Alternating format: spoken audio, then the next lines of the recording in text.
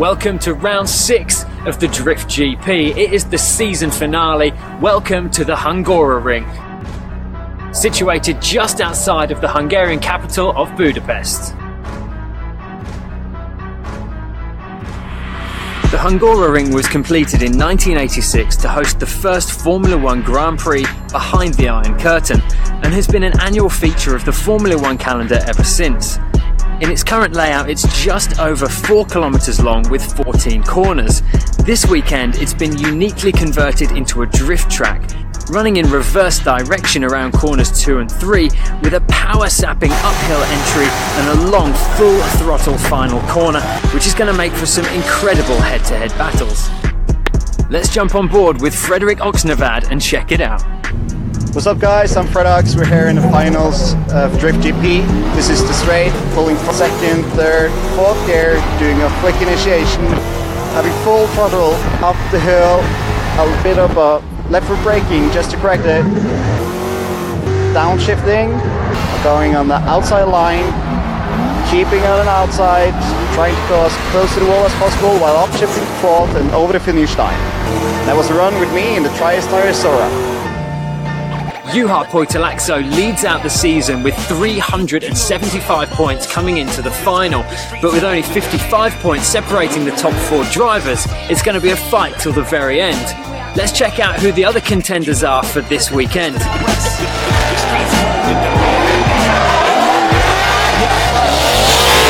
Of course, one of the main contenders for the championship series is Frederik Oxnevad. Freddie, 330 points. You currently sat in second place. You had a third place in Germany at the last round. You got to be feeling fairly confident coming into this one. Yeah, for sure. It's we have so much more energy coming into this final round.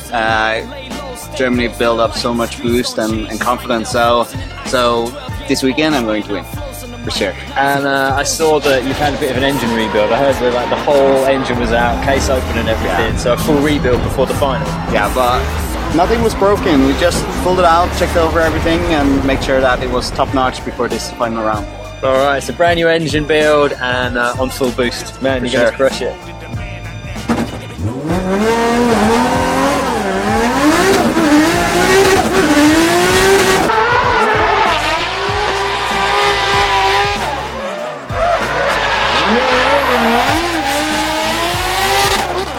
Okay, on 320 points, currently sat 4th in the season rankings, coming into the final. You qualified first in Germany, you qualified first today as well. You've got to be pretty confident.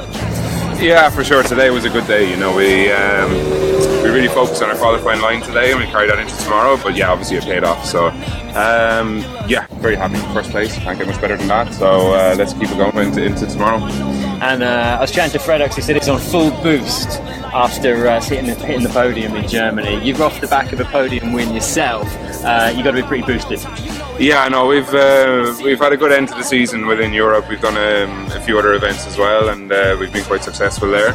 So yeah, just want to continue the momentum into this weekend. Hopefully we can get a good result and yeah, keep the podium streak going now.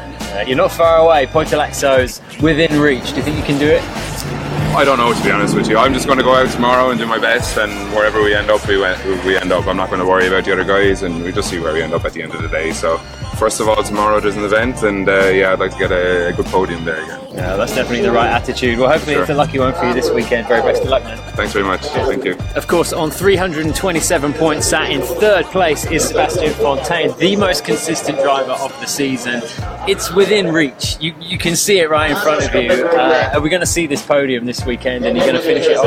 I hope so. I just got a third in qualifying, so that's a really good start of the weekend. It's going to be hard to get the championship done, but I'm going to give it all, and yeah, we will see tomorrow in battles. But third place is a really good start. Yeah, that's a great start. It just goes to prove, like, you're on a slightly underpowered car. It's very uphill, but you still.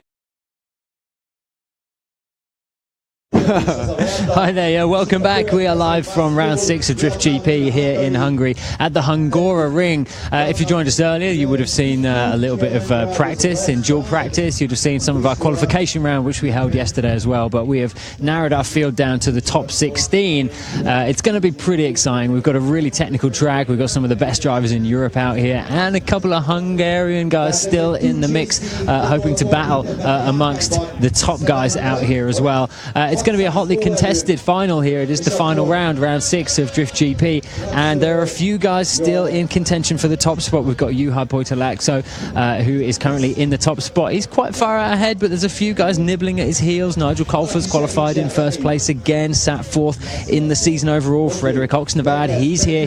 He's second in the overall standings as well. He's hungry. He said he's on full boost coming into this round. Sebastian Fontaine sat in 3rd place as well. He's only a few points behind as well, so really is going to be a fight till the very end. As you can see out here, we've got a procession of all of the cars and all of the drivers as well for all the fans that have come out here in Hungary to see this.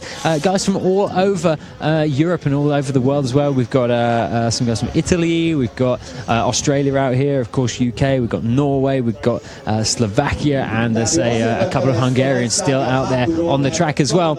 If you were with us earlier, you'd have seen quite an eventful practice as we did our dual practice. Pretty much as soon as we kicked off, Niall, who's here in the studio as well, was saying practice can be good as long as there's no crashes, and almost instantaneously Benedicta Cherba wiped himself out into one of the walls. There we go, we have the international introduction, always an interesting one.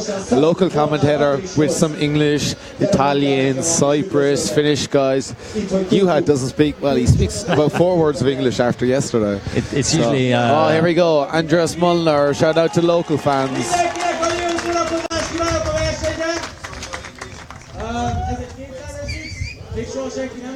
Local hero. Can you speculate on what he's saying?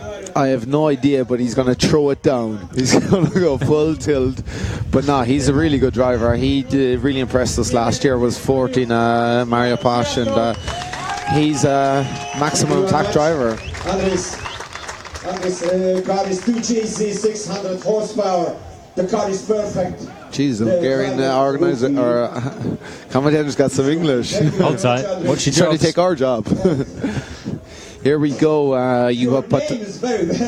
Here we go. This will be interesting. Juha Poitalakso. It's correct.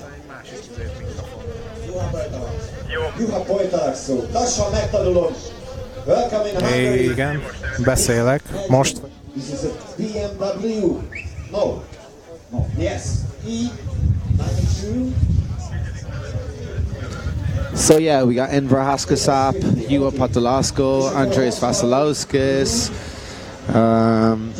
Fred Ox, Kantarvosky, Sebastian Fontaine, Dimitri, and the Slovakian and Hungarian drivers. But yeah, fairly international mix up there. The top 5 are 5 different nations. Who's your money on? Pretty close to call, we'll say. Do you know what? I think Nigel was really unlucky in Germany from qualifying first to get knocked out in the first battle. And he's qualified first again. He's off the back of another international win last weekend. He's really in a good place right now in terms of driving. I think Nigel Kolfer could take this one. Of course, Juha Poitalakso, he's winning the season. He's had a couple of podiums this year. He's looking very strong in practice. Baz Moll is one not to be ruled out as well. Baz has been doing pretty good in practice, and of course Sebastian Fontaine, his partner in crime. He was wondering whether he was going to be slightly underpowered coming into this with the big uphill entry into this course, but he's been really, really fast and really impressed me. He's been super consistent this season as well. So there are a few guys, but money-wise, if we were going to put some money down, I'm going to say Nigel Kolfer. What about you? He's looking really, really strong, okay, for sure. Freddock's looking strong, Sebastian's looking strong. Yeah, there's a lot of guys there. Yeah, like I said, the top three in qualifying, they're only separated by 0.67 points, like, so super close. Not all easy. Colfer was way down in 7th. The first was way down in 7th in the first pass.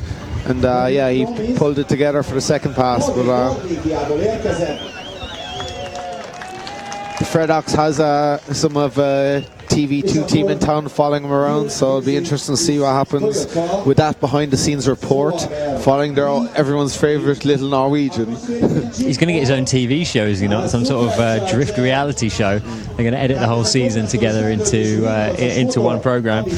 But so far in the current standings, Juha Poutalaxo leads us out with 375 points. He will, obviously some of these drivers will have a few more points added from the qualifier. You score a few points in qualifying as well. So in the lead currently overall, current standings, Juha Poutalaxo leads out with 375. Second place is Frederick Oxnevad on 330. Just a couple of points behind on 327 is Sebastian Fontaine. And then 7 points behind that, 320, is Nigel Colfer. Vasiliauskas is a little bit back with 272, but again, not to be ruled out. He could definitely be in contention for a podium spot.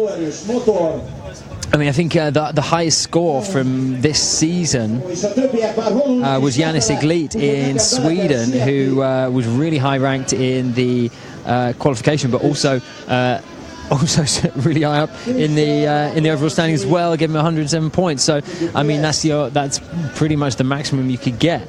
In Germany, Juha Poutalaxo scored 105. So there are some big points available, and with only 55 points separating first from 5th place, is still a battle for the season here in the final round. So a really exciting track we've got here. It's all uphill on the entrance, so it's absolutely flat out. Some guys getting up to third, some guys even leaving it in 4th place. It's really fast entry around corners 2 and 3 of the Hungaroring, but we are running in reverse.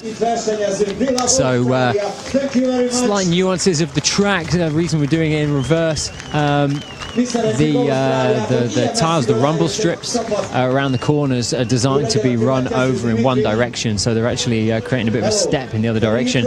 Dimitri Iluk then is going to have a little bit of a chat with our local host down there on the grid. No problem. This car front is a Dodge Charger. Now, what is the car front is? Rocket Bunny. Tehát ez egy Rocket Bunny bodykit, ami rá lett építve. The car is Silvia S14. Yeah, it causes a lot of confusion. That car is called the Boss Kit. Yes, I know. Looks like a Dodge Charger. I think that was part of the inspiration for that front end on that Nissan S14.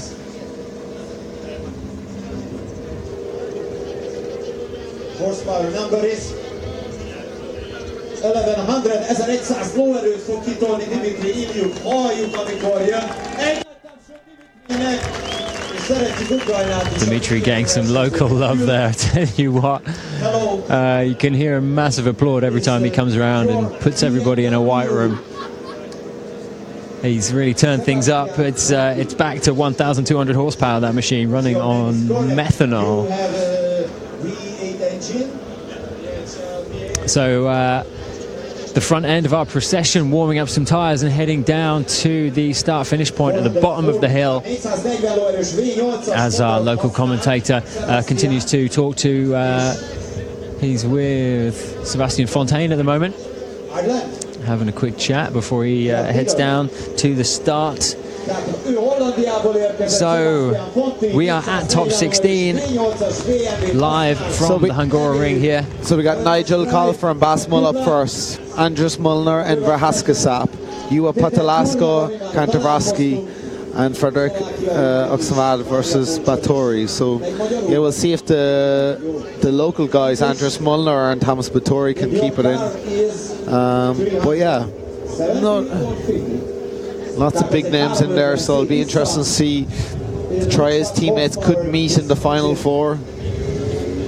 560 lóerővel fog ő nekünk versenyezni. And our friend from Hungary is just about over. It's pretty loud, so I hope it's not affecting audio back home. Back. Köszönjük szépen Péter, Kornava, Szlovákia, és végül, de nem utolsó sorban Tomás Bártoni. Welcome, your engine. 2GZ, 1GZ engine is horsepower number is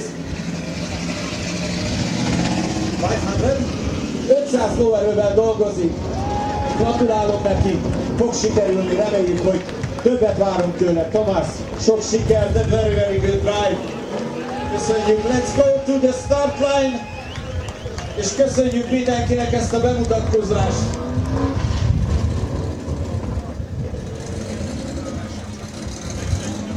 Mindenki gurul lefele, és kezdjük, mert lassan idő van.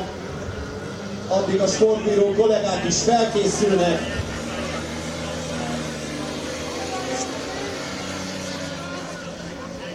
Csak melyik a Józsi közülük?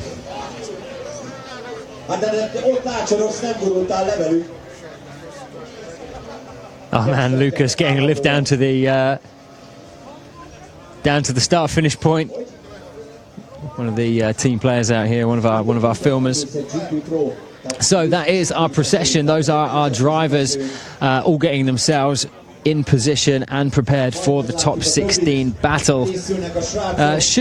Going by paper, fairly clean cut. I mean, the first battle is going to be Nigel Colfer from Ireland, Baz Moore. That's going to be, in my eyes, that's going to be the closest battle of all of these in the top 16. I think it's unfortunate Roman Kostler had to pull out with engine problem, and then Benita Serba didn't after a huge crash in his battle. Unfortunately he is out. Andreas Vasilowski gets it out, which is brilliant. Roman Kostler was looking really strong until his engine expired. So that's what he got for doing some extra practice on the Hungarian Championship. So we were going live on Drive Tribe, the Drift GP page, and also going to drive on Unilab in the next few minutes. So just as the action is about to start.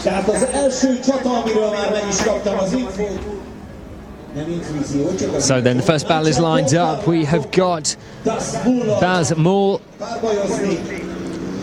the Dutchman in his Westlake BMW, goes up against Nigel Colfer, our #1 qualifying husband, absolutely flying. In practice, he did actually make a mistake and spun out on the track, so hopefully that's not dented his confidence too much. As I say, this guy is qualified first in the last stop in Germany and here in Hungary as well.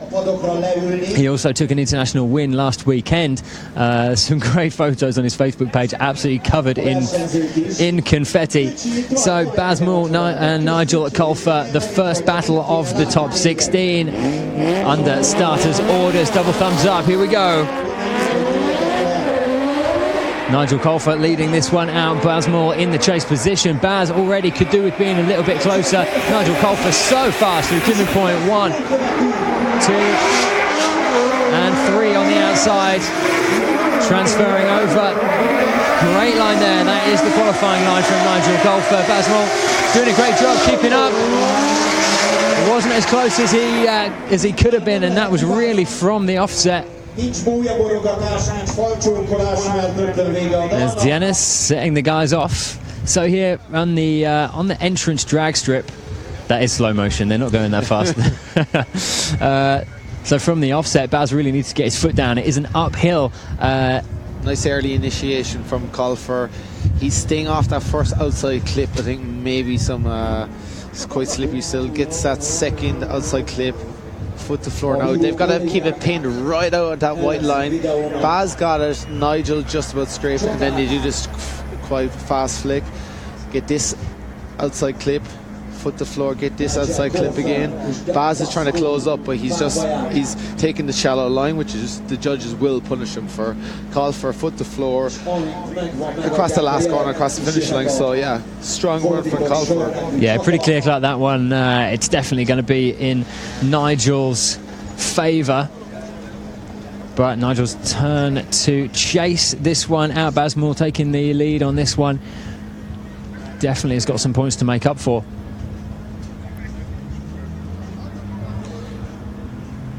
So that is not Enver Haskasap.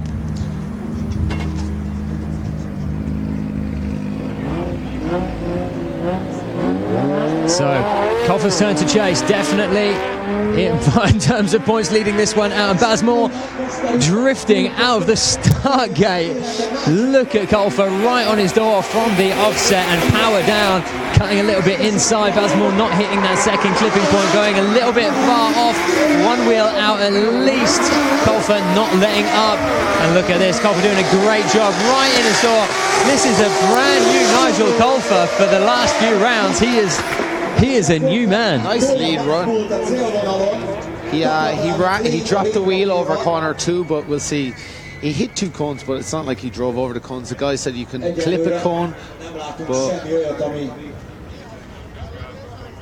So Baz full tilt out of the start gate, trying to lose Nigel, but Nigel's right there.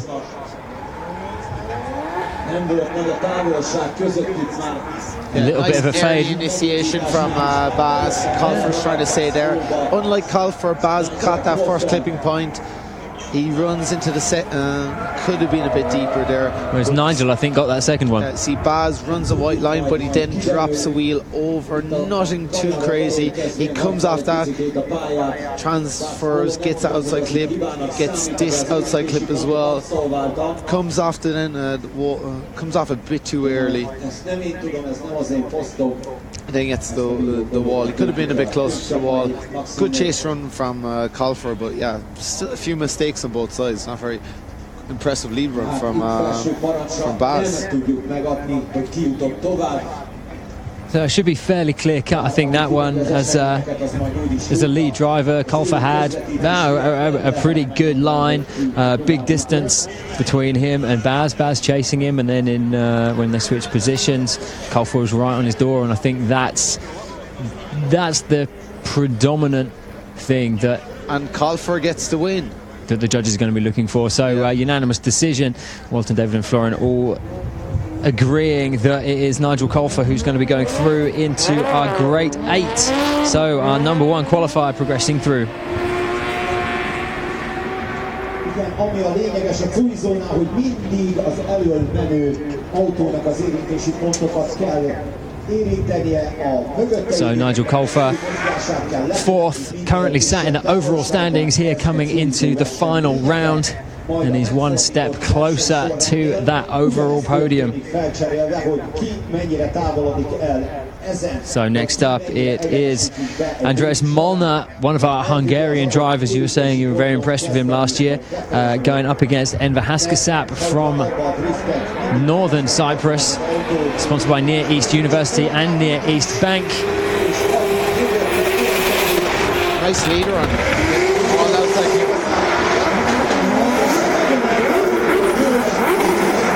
Andreas coming in very shy there, missing those 2 clipping points, and that made it very difficult for Enver to keep up with him. Andreas taking a really inside line there around the top corner, and you know, when you're taking that inside line you're a lot faster, so Enver struggling to keep up there, but judges are going to note that for sure, that Enver was at that disadvantage because of the poor line from Andreas. So taking a second look at this, it started out really good. Early initiation from Andreas. Gets the first outside clip, yeah, just about. Enver could have been a bit deeper into it. Gets the second outside clip, but then he runs really shallow here. He's way off the outside clip. Does the transfer, misses that clip as well. Really, in hindsight, it looked like a good run, but he's missing all the boxes, whereas Enver's staying in the boxes, but that's why he gathered the distance. So, but yeah, strong lead run, but then you've got to be in the boxes. So line is very important still. So in my eyes, it's Haskasap. We can stand on our heads and look at that one the other way around. Haskazap on the left-hand side. It's his turn to lead this one out, and Andreas is on the right-hand side there in the blue car. So Andreas, it's his turn to chase this one out. In my eyes, coming into this second half of the battle, it's Enver who has the advantage. He didn't have that good a proximity, but, you know, it was a really difficult lead run to chase. So Enver Haskazap leads this one out. Andreas here a lot closer than Enver was at this point. Enver just about getting that clipping point. Good proximity from Andreas, really putting the pressure on. Oh, makes a big mistake there. Wow. Put on a lot of angle, caught some grip, and that just drove him into the corner and forced him to take that inside line. Yeah. So he had huge mistake from Andreas. Yeah, you can just see in the last corner he could, like, gripped up and then he drove the whole last corner. Enver had a pretty good lead run. Does he initiate early? Yeah, nice early initiation. Runs the wide line. Does he get the first outside clip? Could have been a bit closer. Transitions, just about gets the second clip. Yeah, really nice. Runs the wide line here quite well, gets the third clip, and Andreas didn't do that. Does a transfer, misses this outside clip, and yeah, gets on the power early. So yeah, really tricky course when you're carrying so much speed up that hill. Gets these the last two outside clips. I don't know, did it look like it slowed? Andreas tried to throw it in, and look, he totally straightened and then tries to drift that super shallow line. So I presume the judges will punish him hard for that. I wonder whether the judges are going to want to see a second look at that top corner. So yeah, because yeah, Andreas did go way offline, and I'm wondering whether they might think that there's potential. Enver slowed up on that corner. It didn't look like he did for me. Maybe, yeah, they're going to take a second look. So I'd imagine they're looking for that top corner where that mistake was made from Andreas. Whether it looks like Enver had slowed up as the lead car. If he's actually slowed up in a place where he should be accelerating, that's going to make life very difficult for Andreas. So potentially that's what they're looking for on this top end corner. So a little bit off that clipping point, as you said, just about into this one with this transition. Gets this box, but then can't get over to the other side of the track. And he's been quite slow there to flick the back end into that clipping point there that we just saw them go past. So at this point now, they're going to be looking to see whether Enver slows up here. So no, it did. Enver kept drifting. It looked like he slowed up a small bit, but then Andreas kind of was half committed, and then he ran a really shallow line, tried to drift. So yeah, big mistake from Andreas Muller.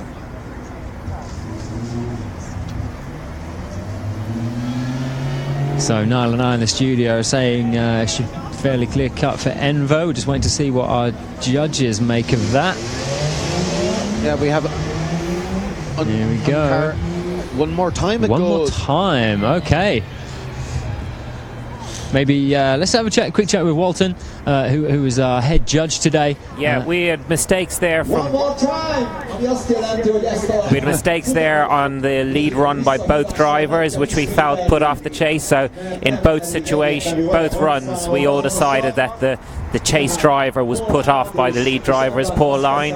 So between the two runs, we decided to give them one more time. Okay, there you go. Pretty simple decision there for all the judges. Both lead runs caused mistakes from the chase driver. So one more time for those guys. One more time to lead, one more time to chase. We're going to be seeing them in a few minutes. We'll put them bottom of the pile, but right now we move on to our next battle, third battle in the top 16. It is Alexander Kantorovsky from Australia, who goes up against our first place in the overall standings for this season, coming into the final, Juha Poitalakso.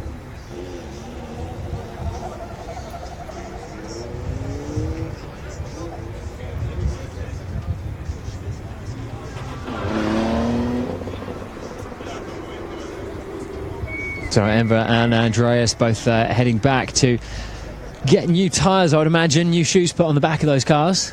So yeah, we actually put the hot pit down. It's such a vast venue. If they had to drive back to the pit lane, it would probably take 5 minutes to just drive to the pit lane, change their tires, then come back out. So it looks like Benedita Serba is back to the line after his huge shunt. You are kidding.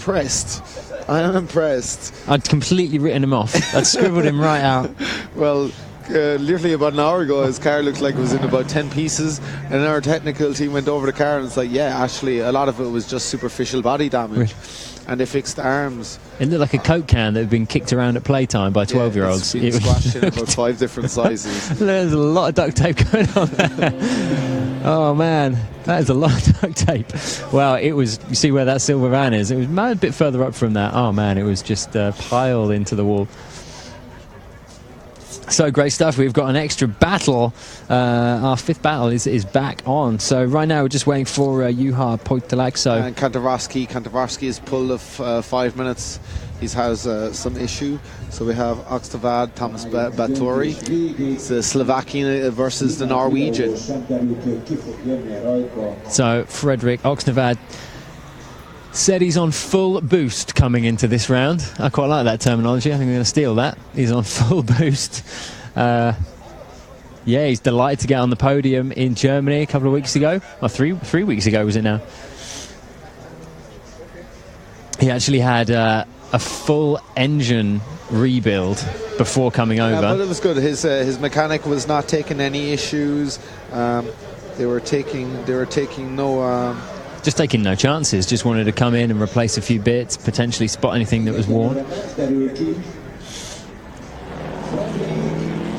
So Marius is the the Jack Shanahan of Norway. Yes. He will fix any animals machine out there. Tractors, excavators, drift cars. The better you break them, the more they'll fix it, the more they'll like it. I think he was actually getting annoyed at Frederick. He isn't breaking his cars enough like the start of the season. So yeah, let's see where this one goes. I think Mr. Shanahan's favourite tool in the box is the hammer.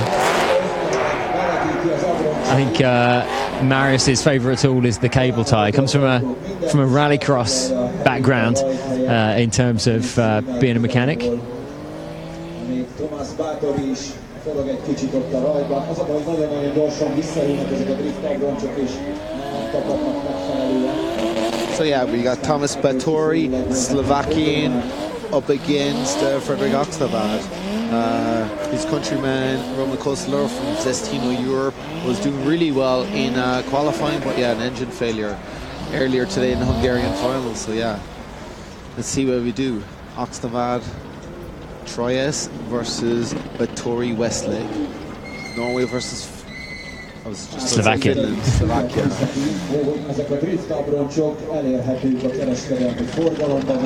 So that's supercharged Sora. I think actually one of my favourite cars out there.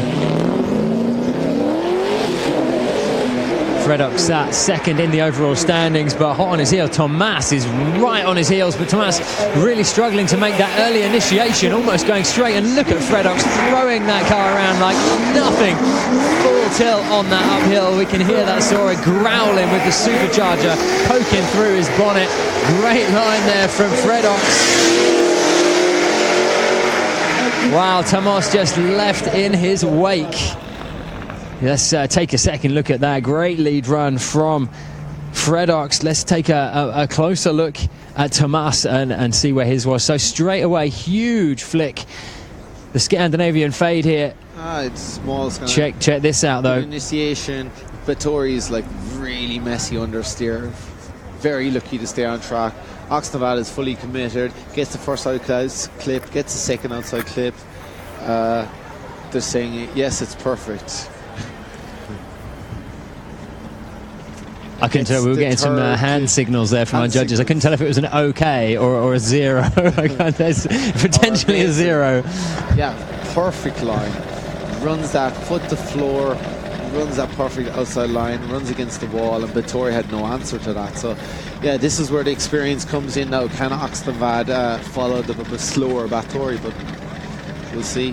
Well, I think from the signals I got from the judges there. Tomas was getting a 0 for that run because of that not getting drift on the initiation point. He'll get a massive points deduction for that earlier mistake. So I think Fredox potentially has had it in the ear from his spotter to say, you can hold back a little bit, don't take any large risks here, you've got this in the bag. Tomas taking a pretty strange line there around the track. Good angle, a lot of noise and a lot of smoke. It's really going to be a crowd pleaser, but potentially not too pleasing for the judges. You can see Frederick stayed a bit back. You can see the Vettori was a bit skatey coming into corner 1, so he's being smart, not chasing too tight, not chasing too close. So you see Vettori initiates just after initiation point, but Oxtamal stays there. He winds on angle, but see there a big correction, not on the outside of the zone 1. Outside zone 2 he gets foot to floor. Nah, he's way off shallow line, and Frederick is just mimicking the lead driver. So yeah, super shallow line from Victoria. I think it's a fairly clean and clear to see who has the advantage and win in this battle.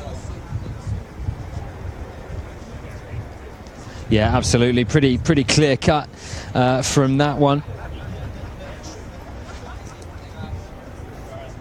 So Fredox, we're pretty sure, only speculating obviously, it's not sense that, oh there you go, the judges have made a unanimous decision, fairly clean cut, good chase drive, good lead out drive from Fredox, and we say goodbye to our man from Slovakia. So Fredox will be going into our grade 8. We're going to go back to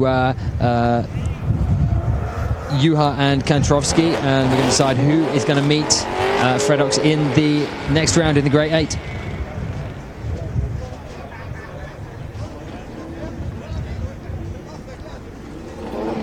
We got Thomas Mullner and Enver Haskasap, the one more time of this battle. So yeah, Andres Mullner, the local driver, put down a pretty solid run, but he really scrappy chase run against Enver. So let's see how this one pans out. Nice early initiation from Andres. Yeah, great stuff from Andreas there. Huge flick. Enver taking a great line, but Enver washing out. It's set in stone. Enver has looped out. He is going to have his head in his hands. That is so unfortunate. We saw him loop out in almost exactly the same place in practice, and we hope that was just a one-off glitch in the matrix. There is Enver Haskasap. Haskasap spins. Very unfortunate. As I say, I saw it happen in practice, and it's a shame it's happened again under this pressure situation here in the top 16. Tell you, Andres Mullner, he's a dark horse. He did really well last season. Clear, calculated driver, and yeah, you can see he just got on a bit too much angle running the wide line, and he had a small spin. Very uncharacteristic mistake, because he's been really solid all weekend. So yeah, very unfortunate to see. So let's see if he can pull anything out of the bag and force Andres Mullner into a mistake like the last time.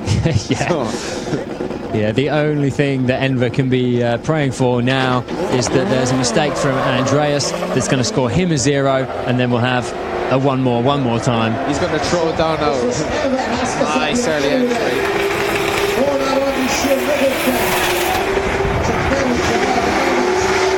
So Enver just after some redemption here.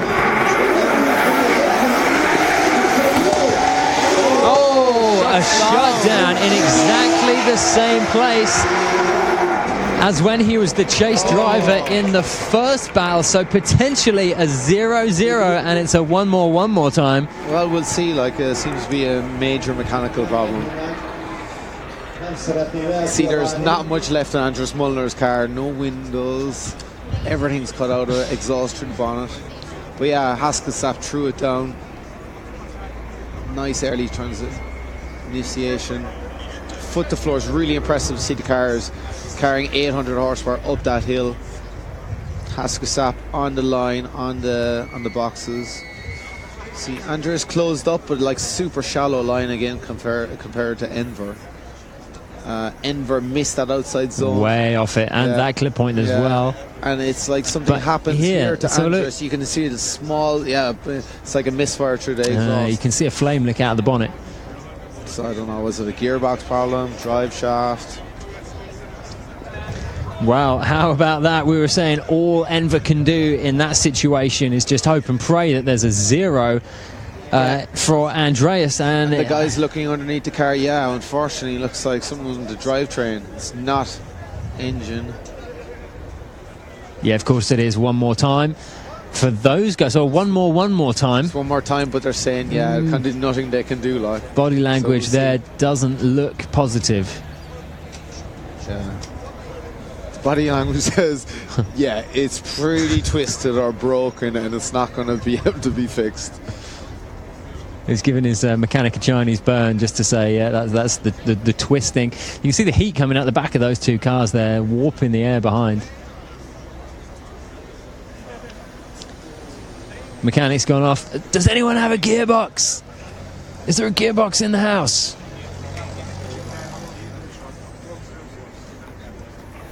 So we'll wait and find out what's going on here, because there's potential 5-minute rule can be called. Any driver can call a 5-minute, but if the car is, unlikely to get fixed, then it's pointless to call that 5-minute rule. The officials know that, the drivers and the mechanics know that as well. So if it's catastrophic failure, then we'll not allow a 5-minute rule, because it would just hold things up. So where are we at? Enver is heading off. Serba, we've decided to give him a warm-up run because let's say the car was mechanically interesting last time. I think every body panel exploded onto the car. So we got a confirmation that Enver goes through after Andres Molnar. He just retired.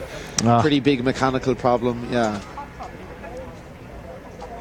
How about that? Enver's lucky day, actually, after that loop out coming into the second corner. Someone's looking down on him and smiling. So Benita Serba, as we say, had a big off on the track in practice. So we're going to give him a warm-up run, because he got no practice. He kind of like concertinaed his car, but mechanically interesting is what they're saying, but it still runs.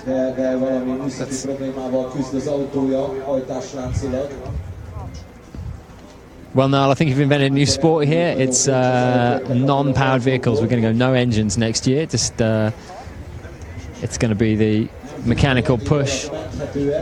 Okay, they're out of the way, so let's give this man, Benedika Serba from Lithuania. I cannot believe they've managed to sellotape that car back together, but they have done it. The mechanics have performed a miracle. There he comes in.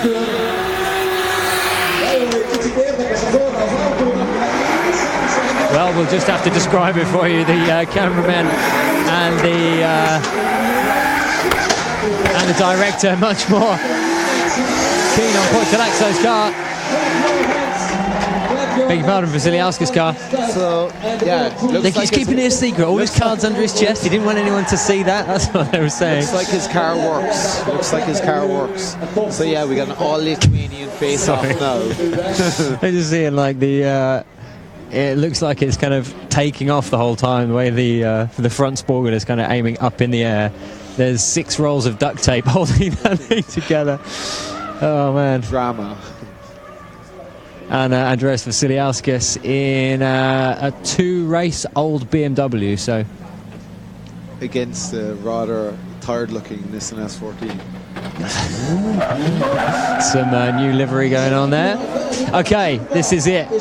We have got Vasiliauskas out in front. Cherva chasing, but doing a great job. Nice. Managing to stay on track this time. He's up against a Goliath of a vehicle, almost 1,000 horsepower in that BMW. He's doing a very good job to keep up. Our man from Lithuania, I've got to say, got to hand it to him. He's done a great job of chasing. That was a pretty incredible line he had, because he clipped the barrier, which is got to be careful, and then clipped the last wall as well. Yeah, strong run from Vasilevskis. He's looking really strong. Hats up to Serba for just getting to the line. Yeah, for not just disappearing behind in a cloud of smoke. So yeah. Yeah, I'm saying maybe you can see some nice angle going off first tracks. Corner, foot to floor before he even gets to apex. Just about gets that first outside clip, gets the second clip, and yeah, he's right out there on the edge of the track. Really nice line, lots of angle. Wow, almost 3 wheels. Perfectly into the outside zone as well. Gets this outside zone as well. The bumper's actually over the white line. This is pretty impressive. Now you watch it here. Drift GP banner crests that barrier and then runs the wall as well. Pretty exceptional line. There's actually a red mark on the rower, the left rower bumper of that car. At the bottom, you can actually see the Drift GP banner. He's taken that off. That was the lead run of the event so far. Let's see what Serba has to add. Ooh, big straight here. Oh, and I thought we were going to see him going off track in exactly the same place again, pushing it to its absolute limit, hitting the outside. Fantastic transition there over to the other side of the track to hit the final clipping points. Great stuff. Vasiliauskas hot on his heels though. I've got to hand it to him. Serba doing a fantastic job. Yeah, you said he was a great driver, really impressed you last year, and I've got to say, as a chase driver and a lead driver, he has done a great job there. Whether it's enough to hold off Vasiliauskas, I'm not sure, because Vasiliauskas is just an absolute machine. I think you cut him open, it's circuit boards and wires. Serba's car is very unsettling. They're kind of understeered, oversteered. One wheel's off the wheel around, the bumpers all over the place. R.I.P. road cone. Keep it on the road. But yeah, he's still got most of the outside line. Vasiliauskas using some of his experience, just staying back a bit. They nearly touched a small bit here. Serba doing an okay lead run. But yeah, it's going to be hard to... Yeah, pretty clear, good chase run from Vasilevskis, but his lead run was very impressive. And Benita Serba had no answer to him, so yeah, I think it's pretty clear to see. But we'll wait to see what the judges have to say.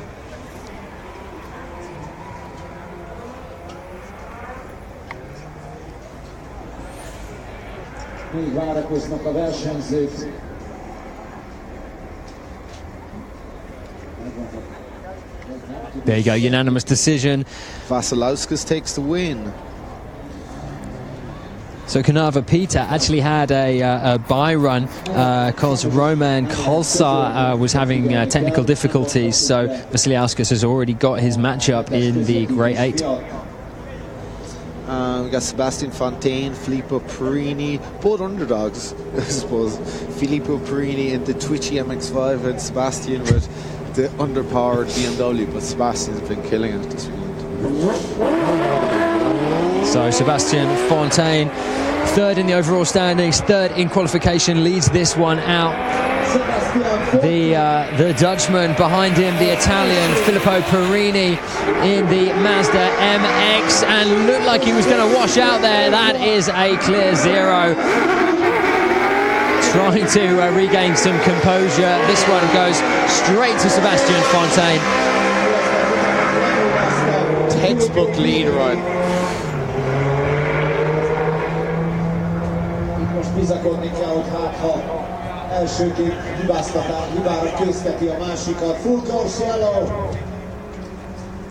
So Filippo trying to come up beside, because he knows he's kind of underpowered. He's in that really lightweight, short wheelbase Mazda. He still has more power than Sebastian, but Sebastian, textbook run right onto the first outside clip, gets second outside clip. And this is where it goes all wrong. Filippo is just trying to charge way too hard, gets the third outside clip. And see, they don't all run the outside line, they transition area, puts nearly all four wheels inside the outside clip. Sebastian, awesome lead run. I'm looking forward to seeing the Grade 8 battles. I think there's going to be some carnage. Nice. Yeah, super talented driver there. I think he was on like 450 horsepower or thereabouts.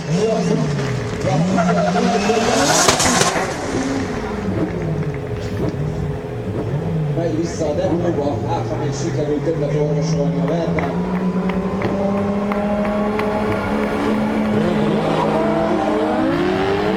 Here we go. Sebastian's turn to chase down Filippo Perini. All Filippo can pray for now is a mistake from Sebastian, coming in very hot. And I tell you what, Filippo again just way offline and causing Seb to straighten out as well. I think potentially it's going to be a double zero for Filippo. A real shame. Yeah, I think early on there, big mistakes from Filippo that have forced Sebastian to actually have to completely straighten up. If we check this out, he's way off the clipping points, really shallow. This is where kind of Sebastian needs a bit more experience, going to stay back a bit. I think maybe he dived in a bit too early, but Filippo is just looking, yeah, it's a huge mistake from Filippo, which kind of totally sacrificed Sebastian's line. He hit the transition way early, forcing a huge straight. But yeah, really scrappy run from Filippo. So yeah, let's see what we think. Maybe quite clear cut after Sebastian having 10-0 in the first run. Yeah, I think it's going to be 10-0, 10-0. I think we're, yeah, an easy run there, getting through to our Grade 8. Sebastian Fontaine, third in the overall standings. One step closer to a podium, not just today, but also for the series as a whole as well. So yeah, we're just looking at Dimitri Iliuk and Eamon Oliver. Eamon Oliver has just put in mechanical problem, so Iliuk gets a nice pass to the Grade 8. That's official. Yes. There we go. So Seb Font is going to meet Dimitri Iliuk in the Grade 8. So that's going to be interesting, miss. Dimitri and Sebastian. So Nigel's just going back out to the line, and Nigel Enver are up first. Oh, we're still waiting for Juha Podolasko and Kantarowski to return. So let's see if Kantarowski is going to be ready in time.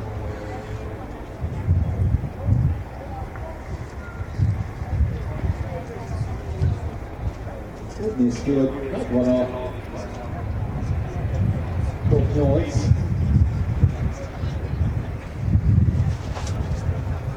So here we go, Enver and Nigel are ready to go. Oh yeah, so we just learned Kantarowski has just pulled in the mechanical as well. Oh, that is a shame. He was having difficulties. So Juha Podolasko. He was lucky just to get through to the top 16. Everything that could go wrong went wrong with him over the last 2 days. It's pretty interesting, Grade 8. Yeah, it's going to be very interesting, especially the second battle. We've got Juha going against Fredox. That's our number 1 place in the overall standings, going against our number 2 place in the overall standings. So we are going to lose one of our series leaders. Juha and Fredox. Yeah, a bit of redemption between those two. Fredox losing to Juha in Germany last time out. And yeah, Fredox fighting for that second or third championship. Juha wants to go over the line. She wants to claim the championship with a win on the day. So Enver Haskasap and Nigel Colfer warming up their tyres, getting ready for the first battle of the Grade 8. The man from Northern Cyprus, Enver, had a loop out and a lucky pass through when Andreas Molnar also picked up a double. They had 2 more one more times and finally made it through. Nigel Colfer has taken out Bazmul. Here we go, the first round of the Grade 8. It's Nigel Colfer leading out Enver Haskasap from Northern Cyprus, 2 times national champion. Nigel Colfer on a real hot streak, qualifying in first place. Look at this textbook stuff, hitting all of those clipping points. Just shy of that little wall poking out there. Great lead run. Enver Haskasap not too far behind and definitely not offline, not to be ruled out of this battle. Both on Trias tires, so let's see how they launch off. not too much of a big gap. You can see Colfer launches in here, gets a good initiation, runs wide, foot to floor. Does he get that outside zone? Just a bit off it. Gets a second outside zone. Enver's still there. Nice outside zone. Colfer just missed that outside zone. Transitions early, gets this next outside zone. A lot of lock from Colfer. Enver tries to close up and shallows up on that line. But here you can see Colfer just pulls a lot of pace on that. Tries tires car, leads out, so pulls about a car length distance. So yeah, pretty good advantage to Colfer that run. So let's see. A lot of things have happened so far that we didn't see. So I think Enver's going to throw it down. Enver certainly has managed to pull things out of the bag in the lead position in the past. We've seen drivers sort of making mistakes behind him, and that's what's seen him get through to the Great 8 so far. So our number one qualifier is in chase position. Nigel Colfer right behind Enver Haskasap. Enver Haskasap doing a really great job here. This is where he struggled before. He needs to get to the other side for that flick. Just about gets in that box, way off the clipping point number 6. It was a better line from Colfer as they come across the finish line. Roaring entrance as they cross that finish line.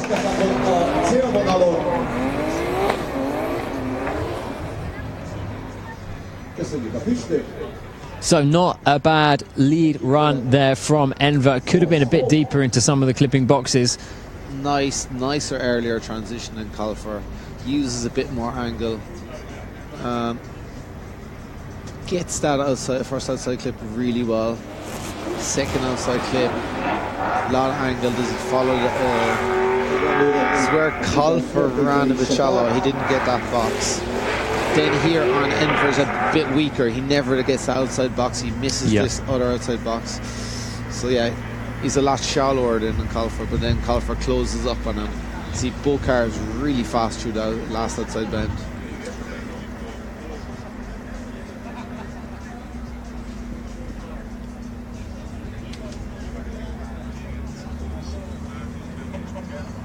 So not a bad performance from Enver Haskasap, but the judges' decisions has come in. We're going to go over to Walton and have a quick chat from our head judge. Yeah, the main difference between those two runs is when Nigel Colfer was in the lead run, he had quite a bit tidier lead run. He was a little bit deeper into clip 2. And when Enver's was behind at the start of the track as well, there was a couple of corrections on entry, and Enver's also missed the last 2 clips.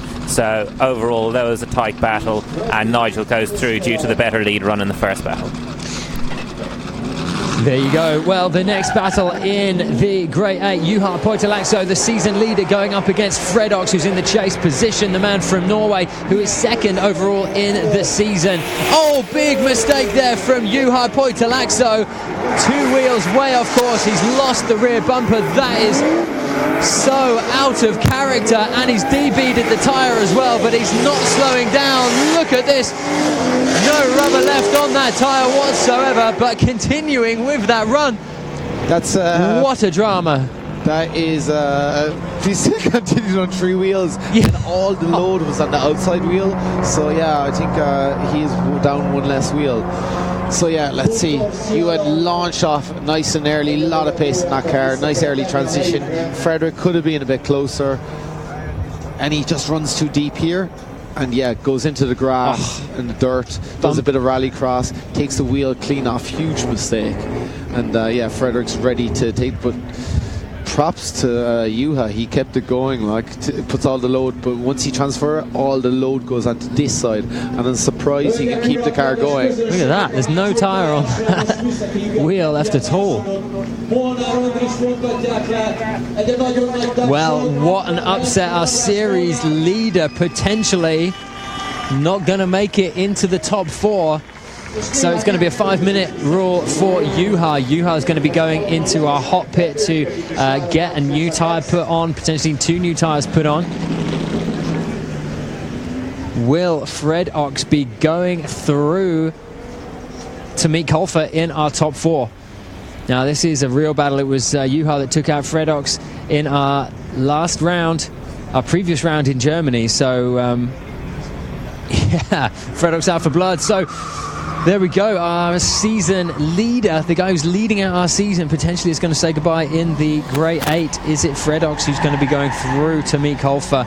Well, we're going to find out shortly. But we move on to our next battle of the top 8. Juha has pulled the 5-man rule, understandably, because half the rear why of would his he do car that? is missing. Yeah, it's kind of down one wheel, and I'd say there's aluminium. It's lucky that wheel is still on there. So here we go. Andreas Vasilauskis up against Peter Kornevia from Slovakia in the Hell Energy 350Z. So yeah, Peter's been doing pretty well. I think it's two JZ powered 350Z.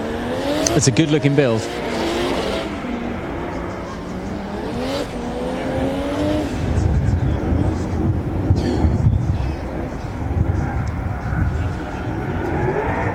So Vasiliauskas on the right hand side there is going to lead this one out. Peter is in the chase position. We are off straight away, and look at that 1,000 horsepower BMW just pulling right away. That is how you make an entrance onto this track on the uphill. He is so far ahead. Vasiliauskas just dominating, and look at that line, hitting all of the clipping points there. Huge amounts of smoke coming across the finish line. Peter just nowhere to be seen. Yeah, they're just seeing like, did he like pull a gap off the line, but it looks like the 350Z had a load of wheel spin. He just had a load of wheel spin, it says, and Vasilauskis' car is super fast, so if you're not like on the button, you'll be gone. So the judge is just reviewing that, but another monster run from Vasilauskis. And Vasilauskis' car is so dialed in as well. It's the second time he's raced in this car, but it's looking fantastic. Yeah, like I said earlier in the year, the BMW E46 was really struggling for line. He couldn't make it what he wanted to do. Whereas this car, he's a lot more comfortable with. So the longer wheelbase, better rear suspension, really helping him out. So yeah, pretty clear cut run. I think we're gonna have a look at the title. Have a look at our pre-show in a second. Just have a look at our title. So fighters. I was trying to think of the word. So Vasiliauskas, time for him to chase. Peter leading this one out.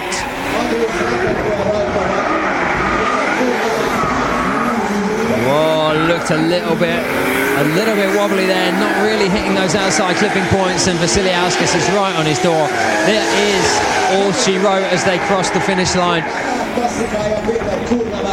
Vasiliauskas right on his door. Peter not really having the not having a great lead run there, not really hitting all the clipping points, so double advantage to Vasiliauskas, and not too much deliberation from our judges, I would say, on that one. Andrius Vasiliauskas, mintha ráragasztották volna Péter Kurnavára, ne neves, mert nehéz kimondani, próbált ki Andrius Vasiliauskas. Akkor ő köszi. Na jó. Gonosz vagy. Yeah, he nearly stalled out there, but Peter Corvin is just so slow in transition. He nearly Vasiliauskas nearly collided with him, but he had the experience, held back, and kept his composure. Drifted through the smoke. Everything's fine.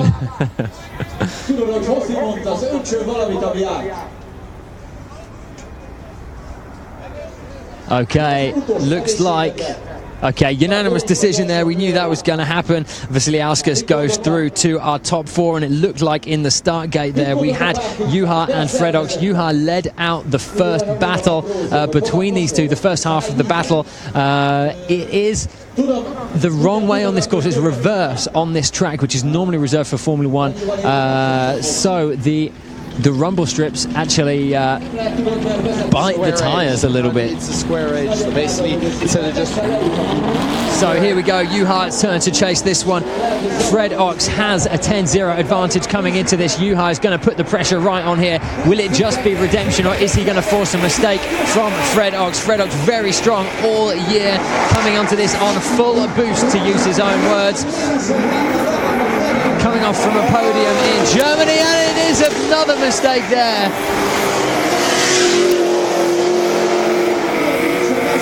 Another mistake from Juha. It is a double 10-0 and a massive burnout. Let's get some live footage going there. Oh, he's just finished. Well, we'll stick with the replay. Those of us here live could just see a massive smoke show. Juha Poiktalaakso, has he picked up enough points there getting into the Great 8 to secure his position as number 1 overall for the season? He is out of this contest for this weekend, but in the overall standings, he is the champion. So this is the point where the mistake was made. Coming in pretty hot, this transition, and the flick. Just over-rotated too much momentum in the car. Went into a spin, and then went into massive finish smoke machine burn. Yeah.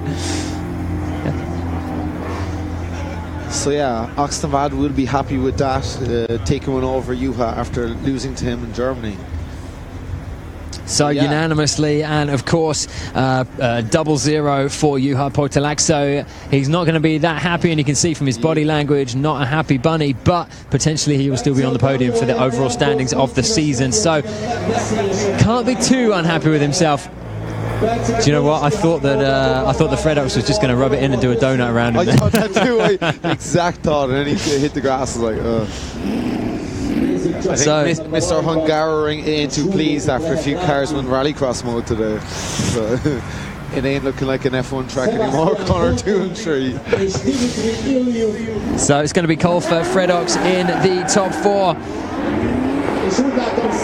It is Sebastian Fontaine and Dmitry Ilyuk. Dmitry Ilyuk, the Ukrainian national champion, following in behind, coming in super. Look at that angle. Sebastian Fontaine fighting out in front, way undergunned here. He's got half the horsepower of the chase vehicle. Sebastian doing a great job, a great line there. Look at the amount of smoke coming out of Dmitry's wheels. What a show! Nice. Awesome run. I thought Dimitri was going to check up and straighten like all the other practice runs, but awesome run for both those guys. Really exciting run there. Sebastian doing a great job leading this one out. He is on about 450 horsepower. Dimitri behind him is on a methanol running 1,200 horsepower car behind him, but both these cars doing an absolutely fantastic job. Mr. Fontaine sat 3rd overall in the current season standing, so he is going to be hungry to hold on to that position and get himself a podium. Dmitry Ilyuk is not going to let him get away with a podium here today for the Hungarian round of the Drift GP. Great driving from both of these guys. So I'm not sure where the advantage would go there. That car of Ilyuk's flames licking out of 4.4 pipes. It's poking out of his bonnet. So I'm not sure who's got the advantage going into this one. All to play for here in the second half of this battle. Thumb still out of the window. Dmitry Ilyuk leads this one out. It's all uphill here. It is 80-meter rise in altitude. Look at this. Sebastian Fontaine putting severe amounts of pressure, and look at this, another massive dive, almost having to shut down, going way offline, getting all sorts of squirrely there, back and forth between the accelerator and the brakes. Wow, what a shame.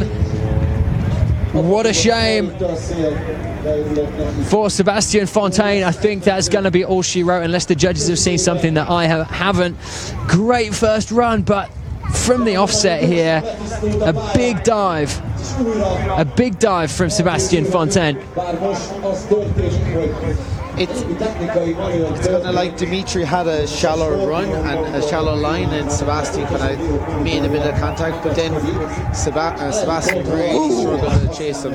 Dimitri could have been a bit better in that outside zone, gets his second outside zone, and then like he tries to shallow up and chase him. But I'd agree that Dimitri's line was far from perfect, but at the same time, I would have said that Sebastian should have the experience to change his line to cater for that. The problem is Sebastian's car is on a complete knife edge, so once he loses that momentum momentum going up the hill, it just upsets the whole run. Yeah, he's on maximum attack, and it's very hard to lose the traction of the car again. Yeah, that's true. I mean, he has said that he is absolutely full tilt the whole way around this track. Dimitri had a nice early entry, but he should have went wider. Sebastian dove in. He didn't expect him to see there. He carried more angle, had a bit of contact.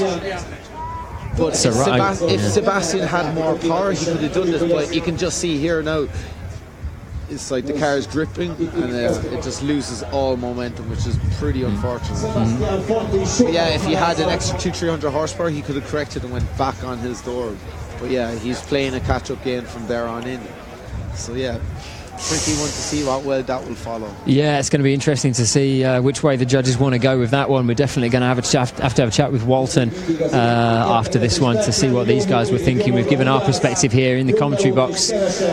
Yeah, so body language not looking very confident from either of these guys. I mean, both of them will have a tough day. Wow, look at that. Okay, it is going over to Dimitri Iliuk. Hopefully we can have a chat with Walton over there.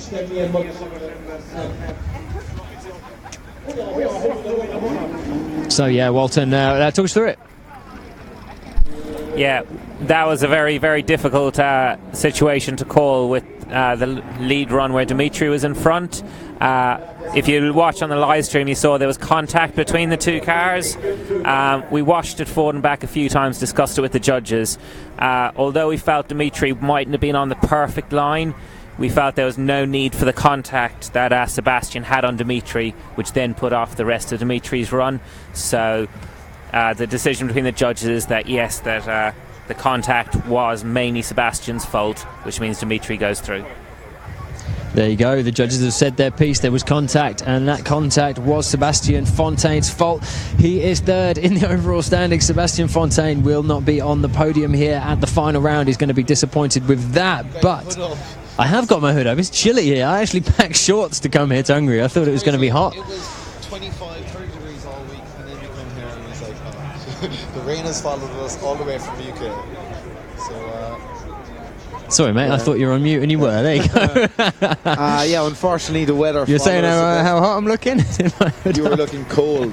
But yeah, it's a bit cold here, but now we got a pretty awesome final looking up. Colfer, yes. Fred Ox, Troy Ace final, Vasilauskas and Dimitri, 2,200 horsepower battle.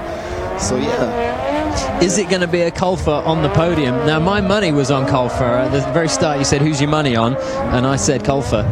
Colfer's looking strong, but Vasilauskas is looking on points. Right? He's probably looking more solid across the whole track. And you got to remember, Vasilauskas only had 4 laps of practice before qualifying yesterday, whereas the rest of them had a good day's practice. So we're trying to say he's ultra talented and doesn't need the practice? You could say that, yeah. But the other thing is Vasilauskas looking a lot more dogged in the battle so far. The car's looking super fast. He's looked sketchy all year, the other E46, but now he's looking really strong. Colfer's car is fast, so it's down to who has the best chase game. Fred Ox needs to put it on the line. Troy's teammates, Troy's glory. I wish I had the mathematical ability to figure out where the points are going, because Fred Ox is second overall in the standings. You have the championship with that finish, so it determines now who's second and third. So here we go, this is our top 4 battle. We have got Nigel Colfer, number 1 qualifier, going up against Fred Ox, number 2 in the overall standings for the season. My money was on Colfer at the start of this. Colfer, perfect line there. That is where he really dominates on this course. And a big collision there with the wall. That is where I That is where I thought Colfer had it absolutely dialed. He almost looked like he was poking the back end of his car around that corner every point. So we've lost some Drift GP branding. That Vasilevskis just rubbed, and you see Colfer went in a bit too deep. That's totally unset him, and Oxenad had to offset. So steady initiation from Colfer, not mad angles like everyone else. He could have been in the he's in that first outside box, transitions, gets his second outside box. Fredox is on his door, but he throws on a bit too much angle here. You can see Fredox nearly over rotates a bit. Look how well he gets into that next box. So I actually think that's okay. He's still there, and you see Fredox had to shallow up to chase him. You see Colfer's foot to floor. The wheel is over, and then he knew it was game over because his wheel was over the white line. And it could have been a bigger shunt if he went in a bit. It would have smacked him into the other barrier. So he's lucky to get away with it. He's been so good on that last corner for the whole weekend. He's been fantastic on that corner, almost poking the back end in front of the barrier and then giving it a bit more gas and almost just like swerving around it with his back end. It's been incredible to watch, but just got it wrong there. And I asked him yesterday whether he thought that edge was scary, and he actually said no, it's not intimidating because it's late in the corner. If it was on entry, he actually asked us intimidating. There to take out the F1 Tech. Well, I said I was going to take out the F1 Tech Pro barriers. They're a bit too soft because we can't have like a cushion around for you. So he took them out in this tire wall at this kind of. That's backfired. So here we go. Colfer is going to try and lay it down. Fredox on the run of his life. Really nice early initiation from Fredox. This is the really difficult transition. One side of the track to the other. Colfer right on his door. Hitting those last two clipping points perfectly. He saw where Colfer went wrong on the first run. And huge amounts of smoke and celebration across the line. Well, it looks like Fredox is going to be on the podium twice in a row. He is going to be absolutely delighted unless the judges have spotted something that we haven't here in the replay. Good angle, like you were saying. Colfer lacking a bit of angle in that first corner. Good early initiation, good angle from Fredox. Hitting that clipping point here. Both of them slowing down a lot here, and I think you have to transition from that clipping point. That outside zone early and then comes in. They nearly transition on the box and foot to floor. He could have been a bit deeper in that one, but I think Marius is probably being on the radio like, don't kill the car in this run. Yeah. You have a pretty good advantage. Yeah. So do you think it would be a zero for Colfer from that first one? It's pretty big negative to him, I know. But yeah, these guys are pushing that hard now. So it's been confirmed. Fredox takes the win. So we'll just go to Walton with a few words, see what he has to say. Yeah, sadly there, the main factor of that battle was Nigel Colfer's contact with the barrier leading up to the last clip. Sadly, that hit and straighten was the main factor between the two battles. We gave Nigel a bit of an advantage when he was chasing Freddie, but sadly it wasn't enough to swing back the disadvantage he'd made by contacting the edge of the track. There you go, unfortunate mistake from the man who's been so consistent around that corner, and I've just lost my proverbial money. So yeah, we're just going to play this Vasilevskis and Dimitri, this other semi-final run. Yeah, this is going to be awesome. Vasiliauskas is going to lead this one out. Massive horsepower, 900 horsepower BMW. On the left-hand side, Dmitry Ilyuk, the Ukrainian champion, 1,200 horsepower on that methylene-running monster. So this should be a great battle. Ilyuk needs to catch up a little bit as Vasiliauskas hits those clipping points, and a big mistake there. Oh, big mistake there from Dmitry Ilyuk. Well, that is all she wrote for this half of the battle. That is such a shame. I was expecting something really phenomenal there. Yeah. Told you, Vasilevskis is looking strong. Here we go. He had a bit of a gap on Dimitri. He did. Nice early initiation. A lot of angle coming in there. Foot to floor coming up the hill. Gets that outside zone. Dimitri carries a bit too much angle, and this is where he transitions too early and kind of straightens up. And here you can see he's washing a wide. and then goes on to the, let's say, the Rolex corner, the Rolex green. The Rolex greenery. And yeah, Vasilevski's clear as day. He just had motors on out of there, so yeah, unfortunate. Vasilevski's foot to floor, and yeah, huge advantage. We don't want to give away the points, but yeah, pretty strong advantage to Vasilevski because we are not judges at the end of the day. And we're going to wait till the podium till we announce who's won. Yes, of course. Is everyone clear on that? Good. Well, I'm just hoping for a good battle here. I just want to see something cool. Vasiliauskas with a huge advantage here, but these two drivers are both absolutely awesome.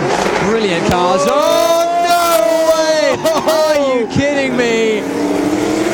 Wow. Oh, man.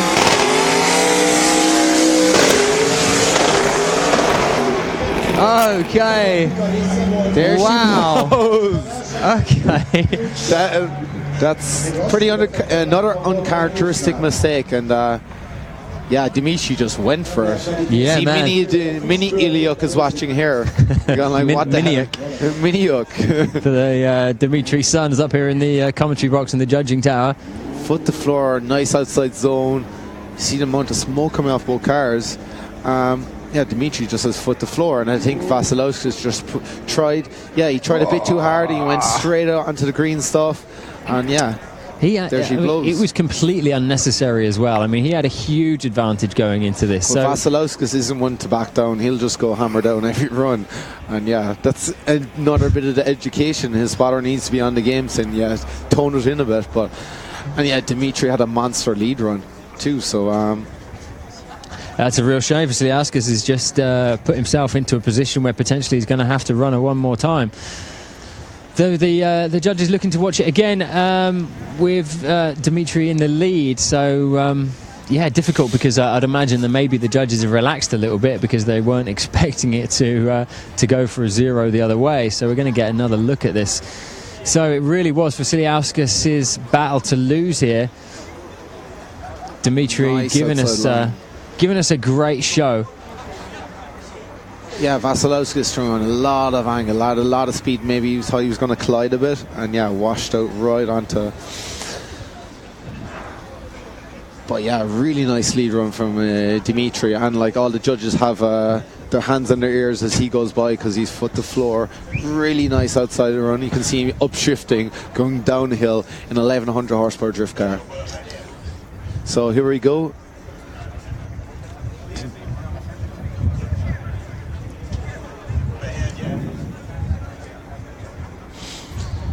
Just conferring. Okay, looks like a unanimous decision. Mr. Walton, can we have a quick chat with you, please? Because I'd love to hear your thoughts on that.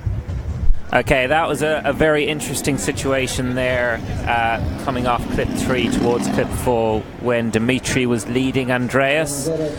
We feel that Dimitri over-rotated and almost stalled the drift coming up to clip 4, which is in front of us.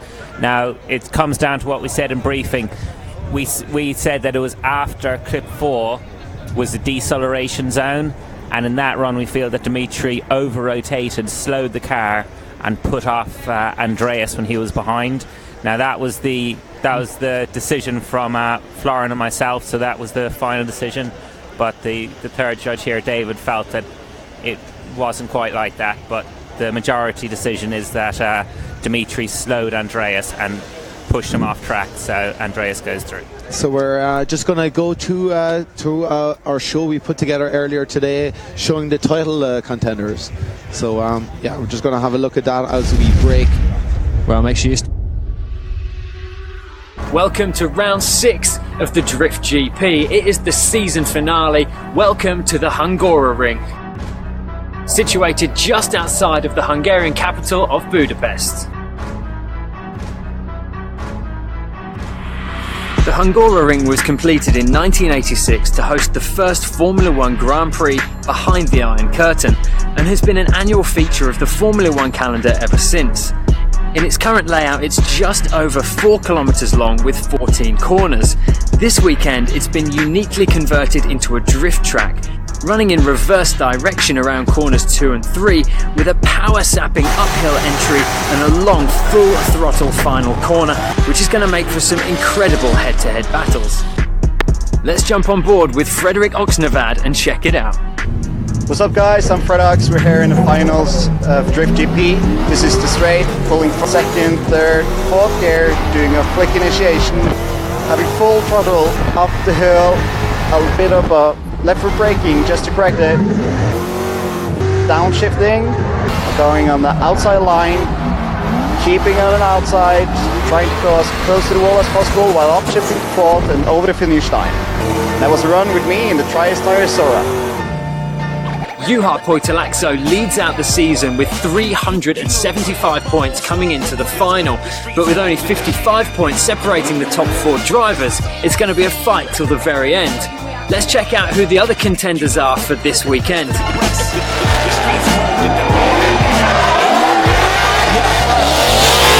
Of course, one of the main contenders for the championship series is Frederik Oxnevad.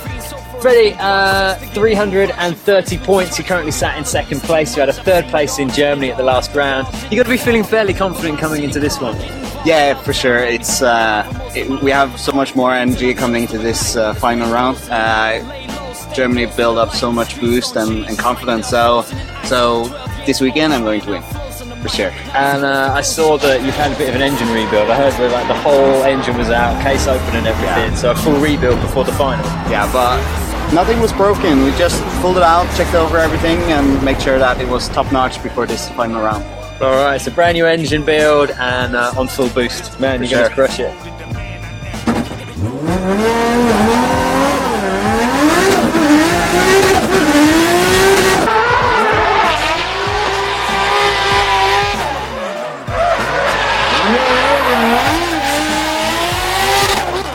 Okay, on 320 points, currently sat 4th in the season rankings, coming into the final. You qualified first in Germany, you've qualified first today as well. You've got to be pretty confident. Yeah, for sure. Today was a good day. You know, we really focused on our qualifying line today, and we carried that into tomorrow. But yeah, obviously it paid off. So yeah, very happy. First place, can't get much better than that. So let's keep it going into tomorrow. And I was chatting to Fredox. He said he's on full boost after hitting the podium in Germany. You're off the back of a podium win yourself. You got to be pretty boosted. Yeah, I know. We've had a good end to the season within Europe. We've done a few other events as well, and we've been quite successful there. So yeah, just want to continue the momentum into this weekend. Hopefully we can get a good result and yeah, keep the podium streak going now. You're not far away. Poitalaxo's within reach. Do you think you can do it?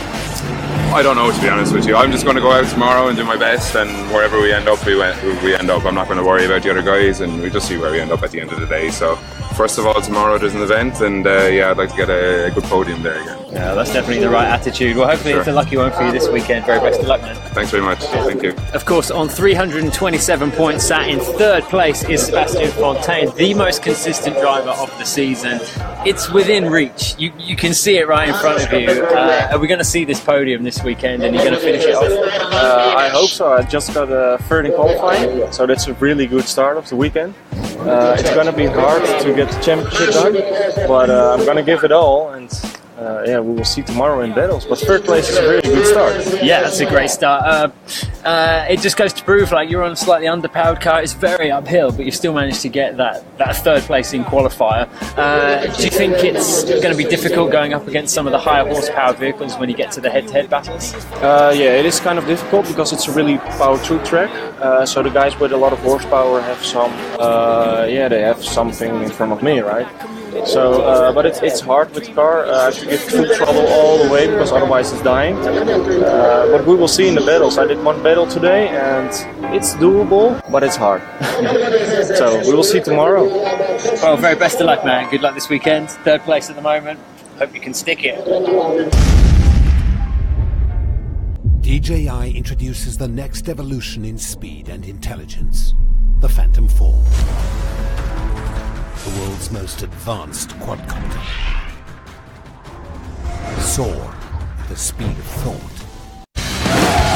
Get Motor Trend on demand now. The only place for original automotive shows like Dirt Every Day, Head to Head, and Roadkill. Join free for 30 days at MotorTrendOnDemand.com.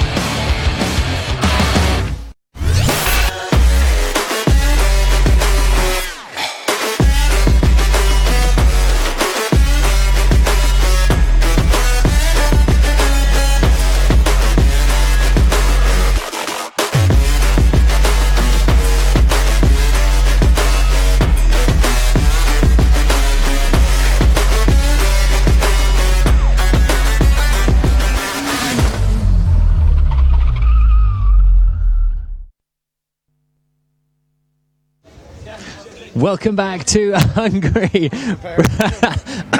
Round 6 of the Drift GP. It is the season finale, and what a way to go out. We've narrowed it down from our top 16 to our final battles. It's been a crazy day. Super technical course. We've seen some of the most consistent drivers making mistakes. We've seen some of the underdogs doing really well. We've seen a couple of crashes as well. It's been really entertaining, a great way to go out. But of course, we've still got 2 battles left. That is going to be our battle for 3rd place and our battle for the top spots on the podium. Of course, stick with us after the battles, because we are not just going to be crowning the winner of the Hungarian Drift GP, but also the winner of the season overall.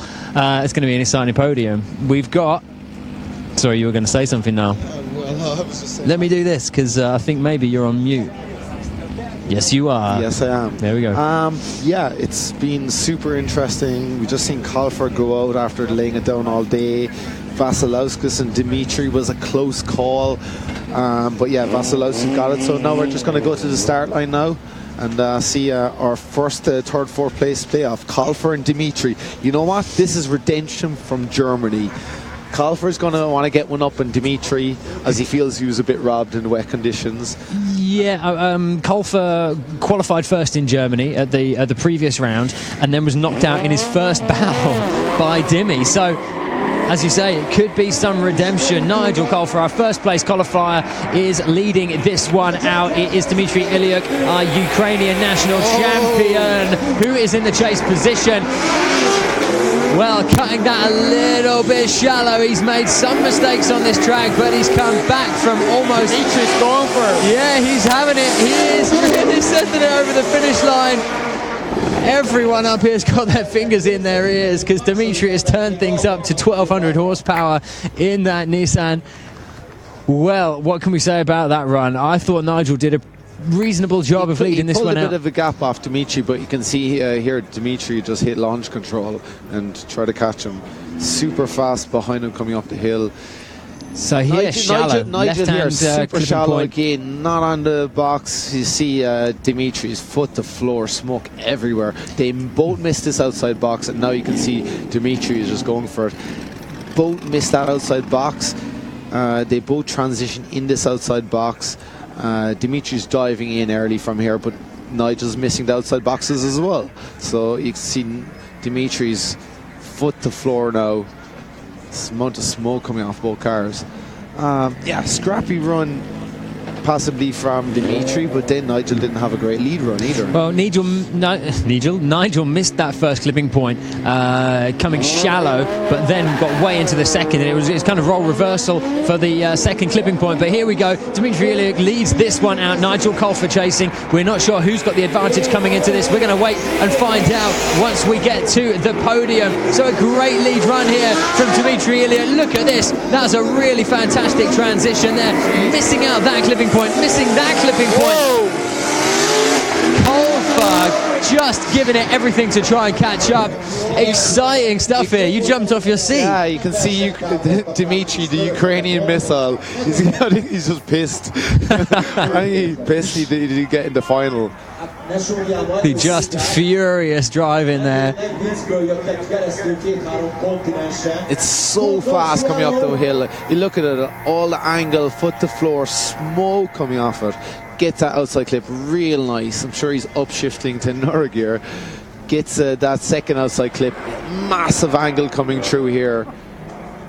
And he was still full throttle. Really nice line, actually transferred on the box.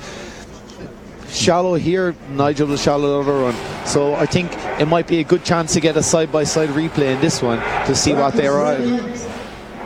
So yeah, Dimitri could have had a bit more angle going on the wall, but he pulled a significant gap which Nigel didn't pull on Dimitri on the other run. So yeah, we just got to see where this one lies. Hard day at the office for both these guys. But funny thing is, the Ukrainian missile, the more angrier he gets, the more the heavy right foot gets like pushed into the floor well. The more the crowd starts choking. So yeah. So this is for third place in the day's contest. So it's an important one to get right. Seliauskas out the back there, just giving it donuts, just having some fun. So the next race is going to be for the winner of the day, Fredox and Vasiliauskas. So at the moment we are waiting for a judge decision. They're waiting for the split screen replay on this one because it's going to be pretty close. Just a good way of determining who made the more mistakes and Miliuk. Yeah, shout out to Anna Odessa or Anna Iliuk. I've got it. Domini Iliuk. Domini Iliuk. Yeah. Because he's the son of Dimitri is up here in the commentary box. Okay, we've got our split screen. Look at that. Two different angles of Dienis there in the Star Marshal. So here you go. Direct comparison between these two. Much earlier initiation from Nigel as the lead car. I think we've got a little bit of lag on the right-hand side, or maybe not. So a good chance for the judges to really assess this and distribute their points as accurately as possible. Is it going to be a double? Well, it could be a double podium for either of these guys because Iliuk was on the podium in Germany and Kolfa had an international podium last weekend as well, so it could be two back-to-back podiums.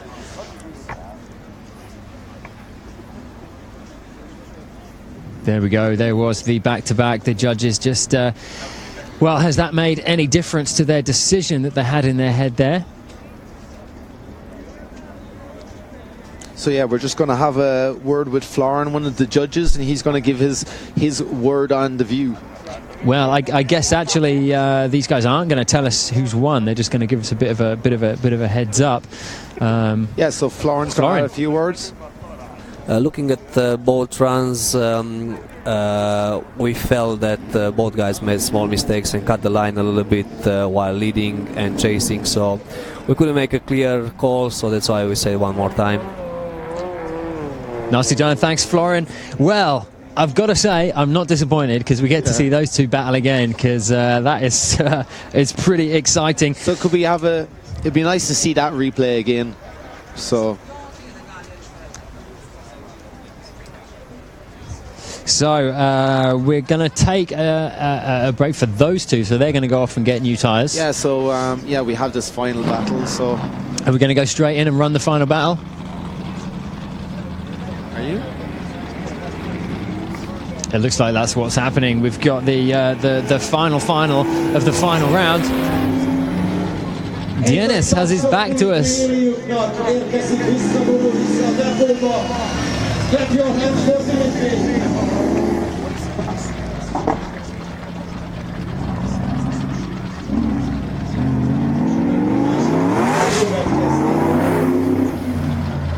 The track is ready. So we're taking another replay of that. Dimitri's actually taken 5 minutes and he's gone back to the pits. We have organised a hot pit right by the start gate. So I'm not sure why he's heading back to the pits, potentially picking up some duct tape. I don't know. So yeah, very, very hard to see between the two of them. So interesting that the judges have decided to do it one more time. As I say, I have to be honest, I'm not disappointed because this is a good battle between these two guys. As you say, it's a bit of a grudge match from Nigel's side because Nigel was knocked out by Dimitri in the first round of German Drift GP after he qualified in first place. So a bit of a grudge match, and it goes into a third and fourth bout of drift boxing. Drift boxing. Yeah, I call it drift boxing. Drift box to death. Blow for blow. We got the Ukrainian missile and the Irish. The miserable Nigel. Oh, we love Nigel. And he smiles sometimes, maybe 2% a year. Here we go. So taking a look at these replays just to give you guys a bit of action, because we don't want to run our final before we've run our third place decider. So it has gone one more time between these two. So Dimitri Ilik's gone back to the pits, potentially picking up another set of tyres. Which is a bit of a shame, because we just get to watch these replays over and over and over again. But it is 5-minute rule, so he's going to be back, I would say, within the next few minutes. And of course, stick with us, because we have got our final. It is Vasiliauskas versus Frederick Oxenavad from Norway. It's going to be a fantastic final, so make sure you stick with us. Of course, please give us a bit of a share. This is as things reach the pinnacle of the action here. Obviously, you guys are getting this stream to you on Facebook. Just give us a bit of a share, let you guys know, let your friends know that this is what you're interested in, and give them a great showcase of the world of drift. Yeah. So we got a Troyes versus Monster third place playoff here, and then Zestino versus Troyes in the final. So Zestino going to lock out 2 places in the final 4 at least, or Troyes. So yeah.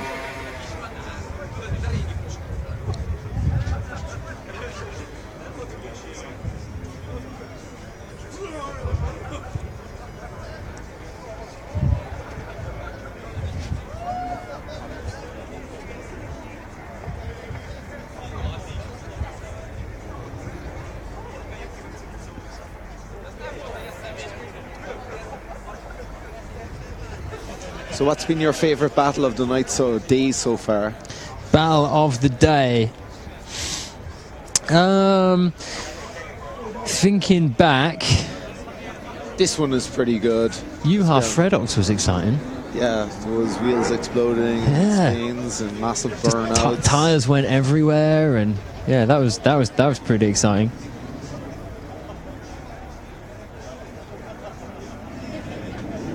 Yeah, Dimitri and Sebastian. Let the fans know. What do the fans think? Dimitri and Nigel on that one. Interesting to see what they say. We'll have a bit of a shout out, see where everyone's from. See Marcel Ullig shooting in, all the German posse. Matt Harmon, Ardo Kelda from Estonia, the Weissfab. Where are you guys rocking? Robert Pickles saying Colfer for the win on that one. One more time, fair enough call. BMW all day, what's up? So boring, I doubt it. I doubt there's much more craziness you could be seeing on a Sunday. Yeah, you could watch Formula 1 go around Monza in the rain, but sure, we know who's already won there. Most értékesenek a lelátó élő adásban. A driftgp.com-on láthatnak benneteket. So we got to see what the drive tribers are saying. We got Jim Olofsson and the Swedish massive. Jim Olofsson says, let's go Dimitri. Nigel, or David Jonathan says Nigel wins. Raymond Samantas.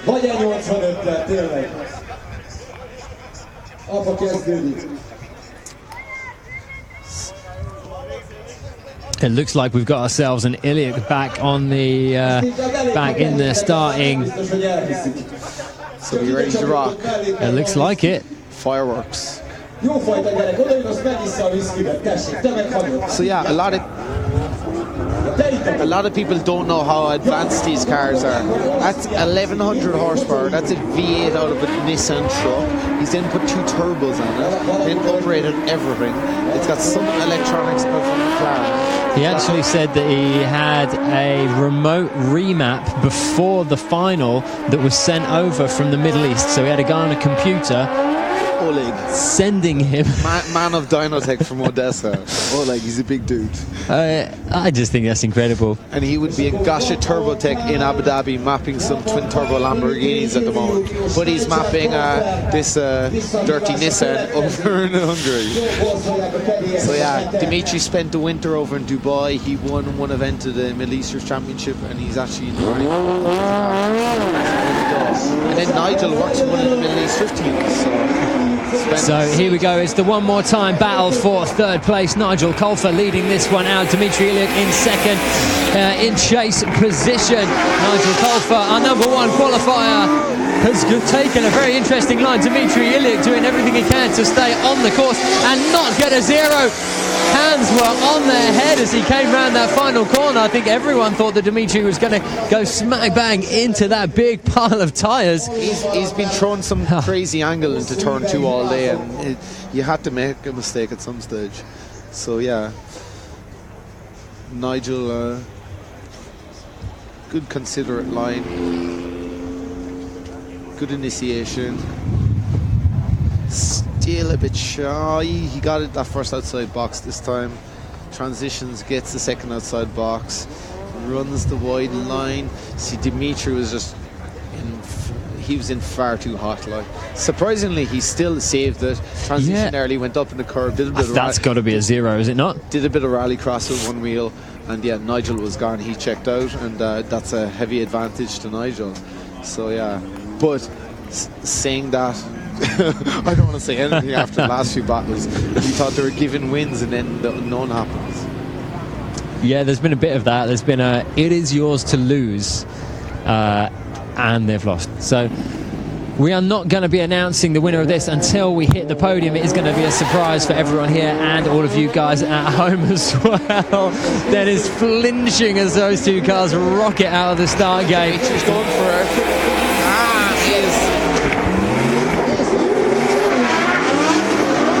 Dmitry leading this one out, hitting the clipping points here perfectly. Kolfa pretty close beside him here. Now it's pedal to metal in this final section of the corner. Wow, the noise coming out of that Nissan is just insane. Wow. See our start line marshal evading fires. Are those jeggings flammable? Nice early initiation from Dmitry, foot to floor. It's so impressive. Nice outside line. Full tilt, full power. Nigel's there. He knows he doesn't want to stay too far away from this time and take it too early. Take it too easy. They both transition nice on that outside box. Dmitry runs a bit more shallow and Nigel checks up behind him. So yeah, pretty impressive when they come in front of the judging stand here, right up against the wall. 4 flames, of course. So yeah, pretty clear cut, even though it was a pretty good lead run from... Track is ready. So, as we say, we're not going to be announcing the winner of that because we're going to wait till the podium. But one final battle, 2 more runs on this course. It is Fredrik Oxnevad, the man who is currently sat second in the overall standings for the season, over from Norway. Is he going to... Well, he's guaranteed a podium. Is it first or is it going to be second? He goes up against Andreas Vasiliauskas. This is going to be the final battle of the weekend. And it is certainly going to be a good one. Vasiliauskas on the right-hand side of the screen there is leading this one out in the monster BMW 900 horsepower. The turbocharged, supercharged Toyota Sora just behind him. Oh, Fredox has made a mistake there and wobbled himself back online. A mistake there from Fredox, but look at this big move here. Trying to get as close as he can now. So a bit of mistake there from Fredox. Great lead out from Vasiliauskas. Even through that early chicane, Vasiliauskas had it absolutely dialed, skimming past those cones. So watch out for this early mistake from Fredox. Good early initiation there from Vasiliauskas, getting that first clipping point into this second one. Nice transition, slowing down here, a lot of power down to cross the track. There was that mistake from Fredox very early on. So good transition over into these next 2 clipping points. Look at that line, back tyres following the white line through the final clipping point. Great lead run and a bit of a mistake from Fredox. So at this point, Vasiliauskas. Crowd on their feet for Dmitry. So here we go. Fredox is just gonna put it all on the line now. Yeah, he's got a lot to make up for there. Of course, we're not going to be announcing who's taking the win until we go over to the podium, but judges asking for another replay on this. I guess we're just looking for the mistake from Fredox and determining how critical this was. So just about here is where the problem starts. And just kind of transition way to where he had to check up and do Vasilowski's. See, the car is even freewheeling. He's got so much grip. Transitions, gets outside zone. Freddie has to see Vasilowski's right on the outside line. Perfect. Freddie just didn't have an answer for the pace of the Turbo Systems BMW. So judges asking to see it one more time. I mean, that's they've got to get it right. I don't know if you can hear that ambient noise at home, those two engines rumbling away. No, that's Dimitri's car in the background. Oh, do you think? Yeah. Is that what that is? Just guzzling petrol. So yeah, a very unfortunate mistake from Freddie, but yeah, anything can happen. We have seen Vasilowski throw it away in other battles. Yeah, even earlier in today.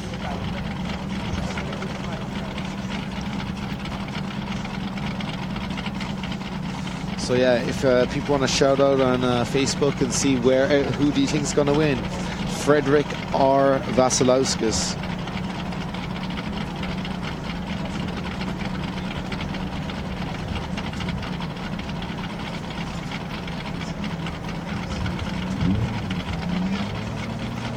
So back to the start gate. Fredox has got to give it absolutely everything here from that mistake. So Fredox to lead out, the man from Norway on the right-hand side.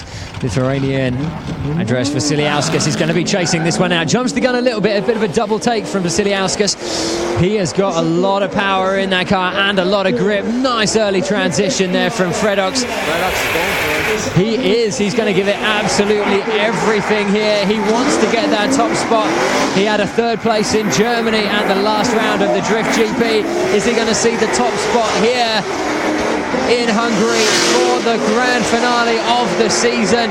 It's a good lead run. Vasiliauskas making a strong job of chasing. We're going to take a couple of glimpses at the reruns here for the judges to make their decisions, but we are going to announce their decision at the podium.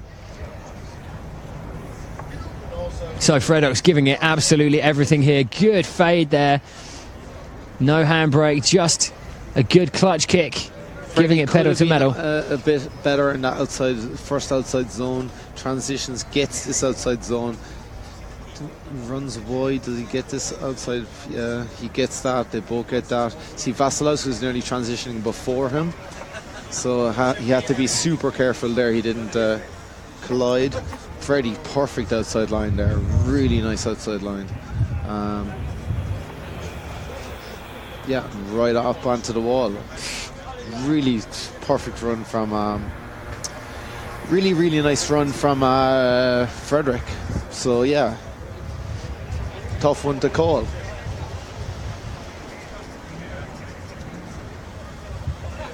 So just wondering, do we have a decision from the judges?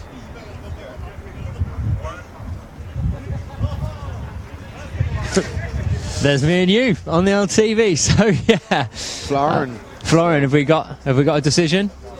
We've got a decision from the judges. That's excellent news. So yeah, a great battle there in the final. Bit of a mistake from Fredox in the chase position. Led out a pretty good lead run for Vasiliauskas to chase, but I think Vasiliauskas looked very strong in the chase position. Yeah, it's been a good final. Yeah, awesome there. The last few battles were pretty insane. Like, track delivered, awesome driving, very close driving. So yeah, props to everyone. So I think we're just going to go down and do the podium ceremony now on the track in a second. We're going to have a few replays of the day and see what the guys are. It's actually pretty cold. I'm surprised. Yes, it is. I thought it would be in like shorts, t-shirts, happy days and in the summer and in heat, but no, we're shivering. So we're getting some replays of the action from the day. Stick with us because we're going to head down trackside and we're going to be announcing the winners, and we're going to be doing our podium ceremony not just for the day but also for the overall season standings as well. It's been a great season which kicked off over in France. We were in UK, we were in Ireland, we had Sweden, we had Germany, and here in Hungary as well. It's been an absolutely fantastic season. Stick with us for just a few moments. Appreciate these reruns of some of the earlier battles in the day. Stick with us, we're going to have our podium ceremony in just a few moments time.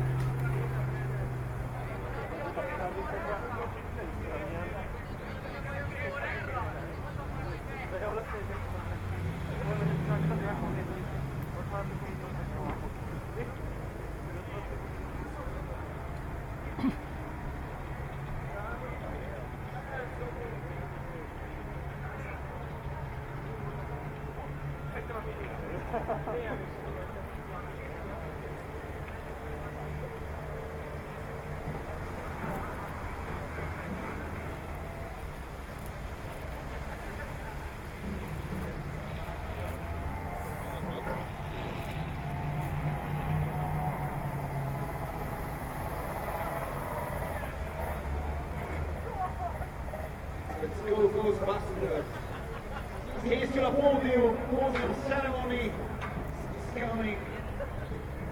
3 minutes.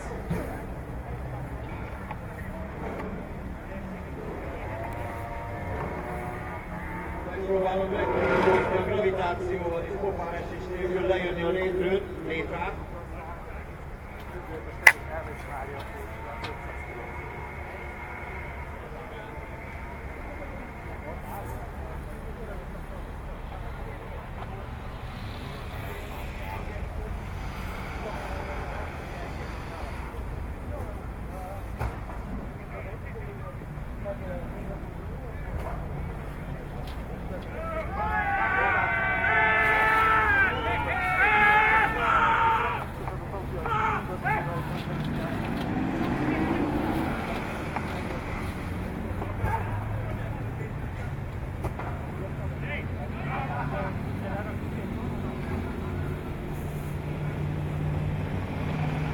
Here comes the podium ceremony car. The cars is coming.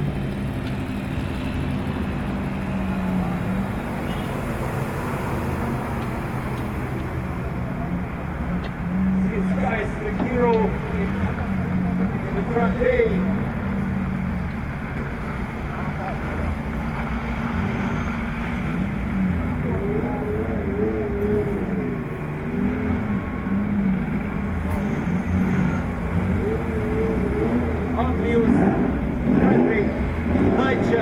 And Trinity.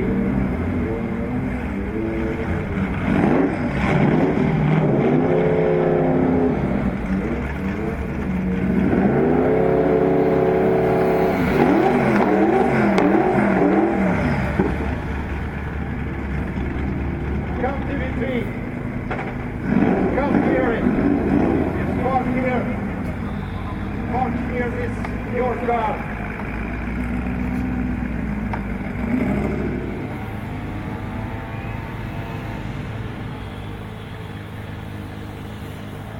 With you, your children, the next generation of the drifters.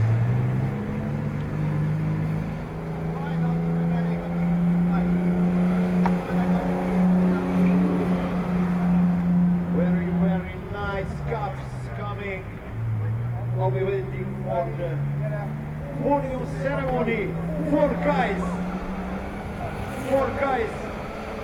heroes.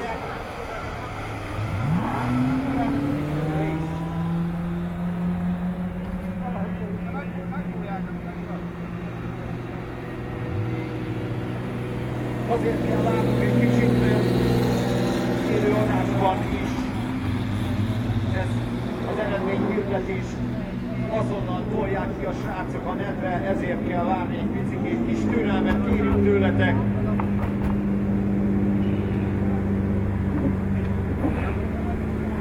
Thank you, you are!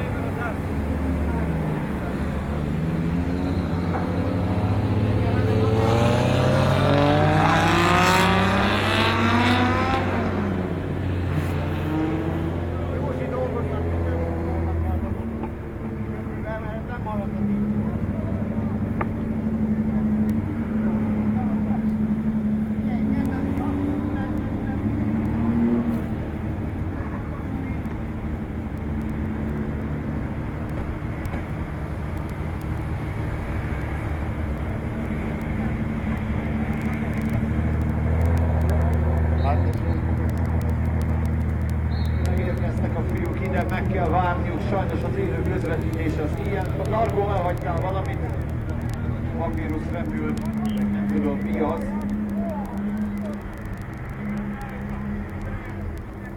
Kócsi van, viszkire sör, jól megy neked.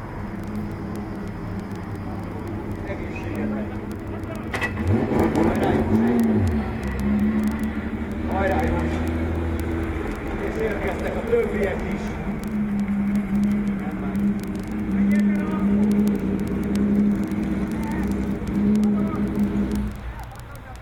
Juha Pointiszalagó is megérkezett. Pointiszalagó.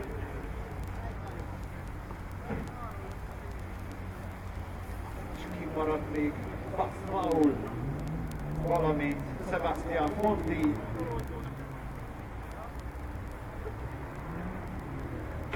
Disztánc, kérjük, tartsátok a távolságot, mert az élő közvetítéshez sajnos erre is szükség van. Fiúk talán megkönnyebbülnek, ahogy kihirdetjük, mindenki az autója mellett lesz.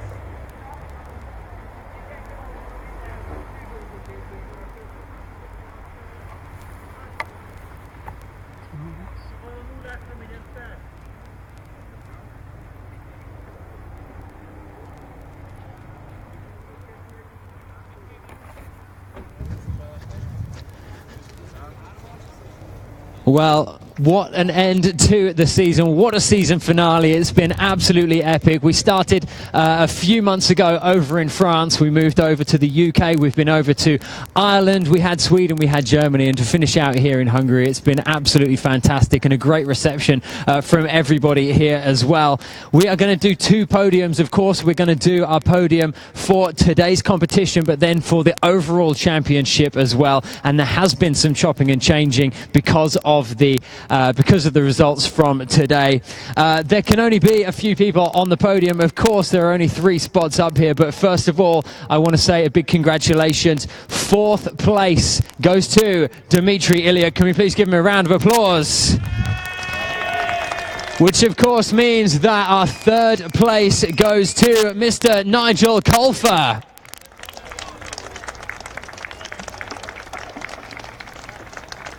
That's you. Congratulations, buddy. 3rd place. How's it feeling? You came into this in full. In fact, let's get you up there. Let's get you up there first of all.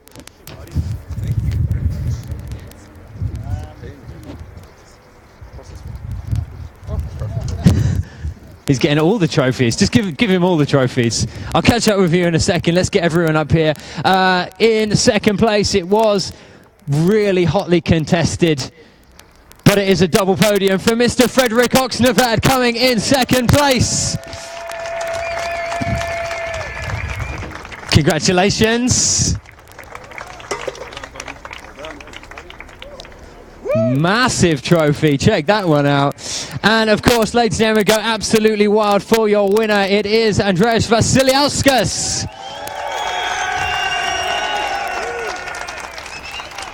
Hang on a minute.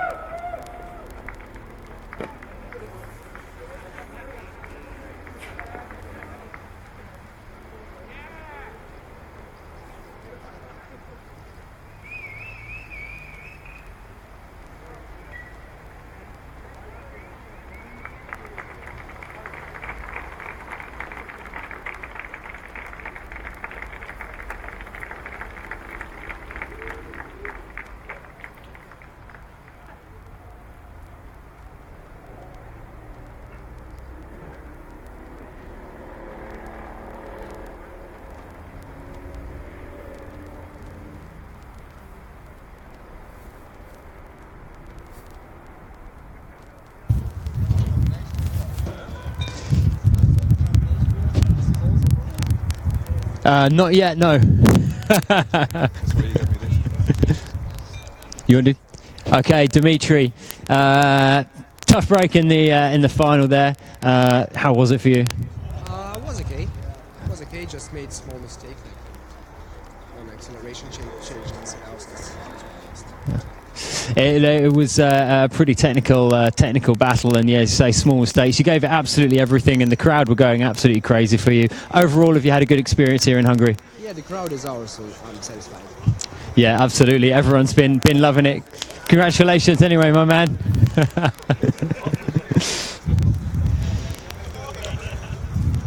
So let's do our championship podium for overall as the celebrations continue for the day. In third position in the overall championship for the whole season, coming in third place, ladies and gentlemen, from Norway, it is Fredrik Oksnevad.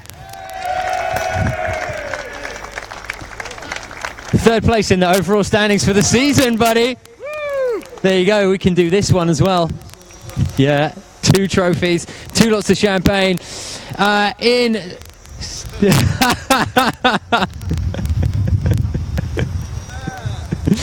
So in second place for the overall standings is Andres Vasiliauskas. Congratulations.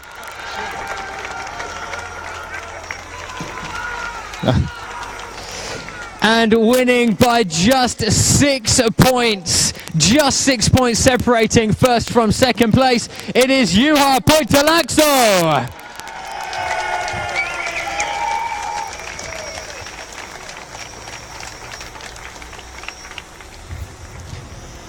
Congratulations, Juha. Get yourself up on the top spot. You have got an absolute whopper trophy. Look at the size of this thing. Ladies and gentlemen, your 2017 Drift GP Series champions.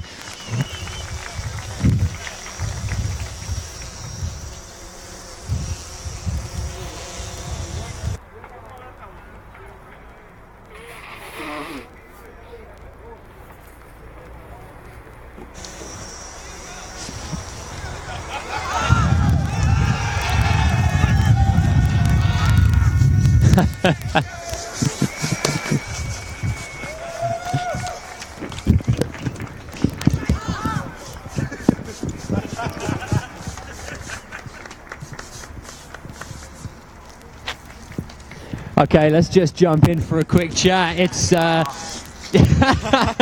it's always a good end to a season when you get champagne in your eyes, right? Yeah, fuck, I love it. That's great. I wouldn't expect this before this event, so I'm super happy. It's been a goal for me and Marius for such a long time to end up in the podium in the championship, and we're finally done it. So I'm super happy.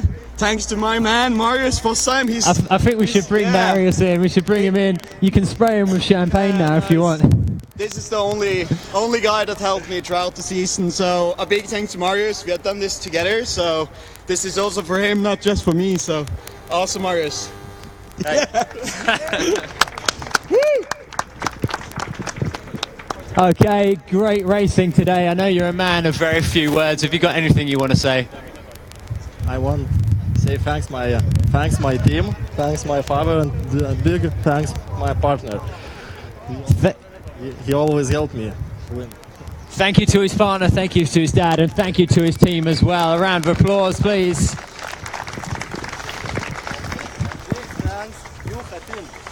And thank you to Juha's team. Thanks Juha team. He's bring my cars here. Juha Poitalaxo, it's been one heck of a season. How are you feeling right now? Feeling is good. Day is amazing. I'm really happy. Juha English also is broken. Yeah, you guys need to get on it for next year for sure. Ladies and gentlemen, one more time, the 2017 Drift GP champions. Please give them a huge round of applause.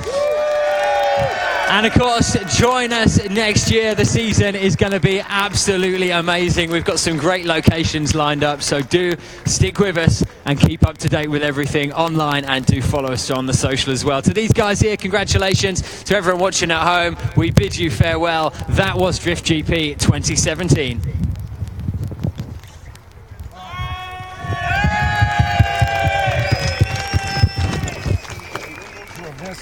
In today's race and overall. Yes. For Hungarian languages. Vitel. Yeah, you can take your report. This is today and championship. Okay. Azt azért még annyiról legyen szó, hogy ugyanazt, amit a srácok elmondtak, én meg közölném, hogy a mai verseny, ugye megvolt az eredményhirdetés.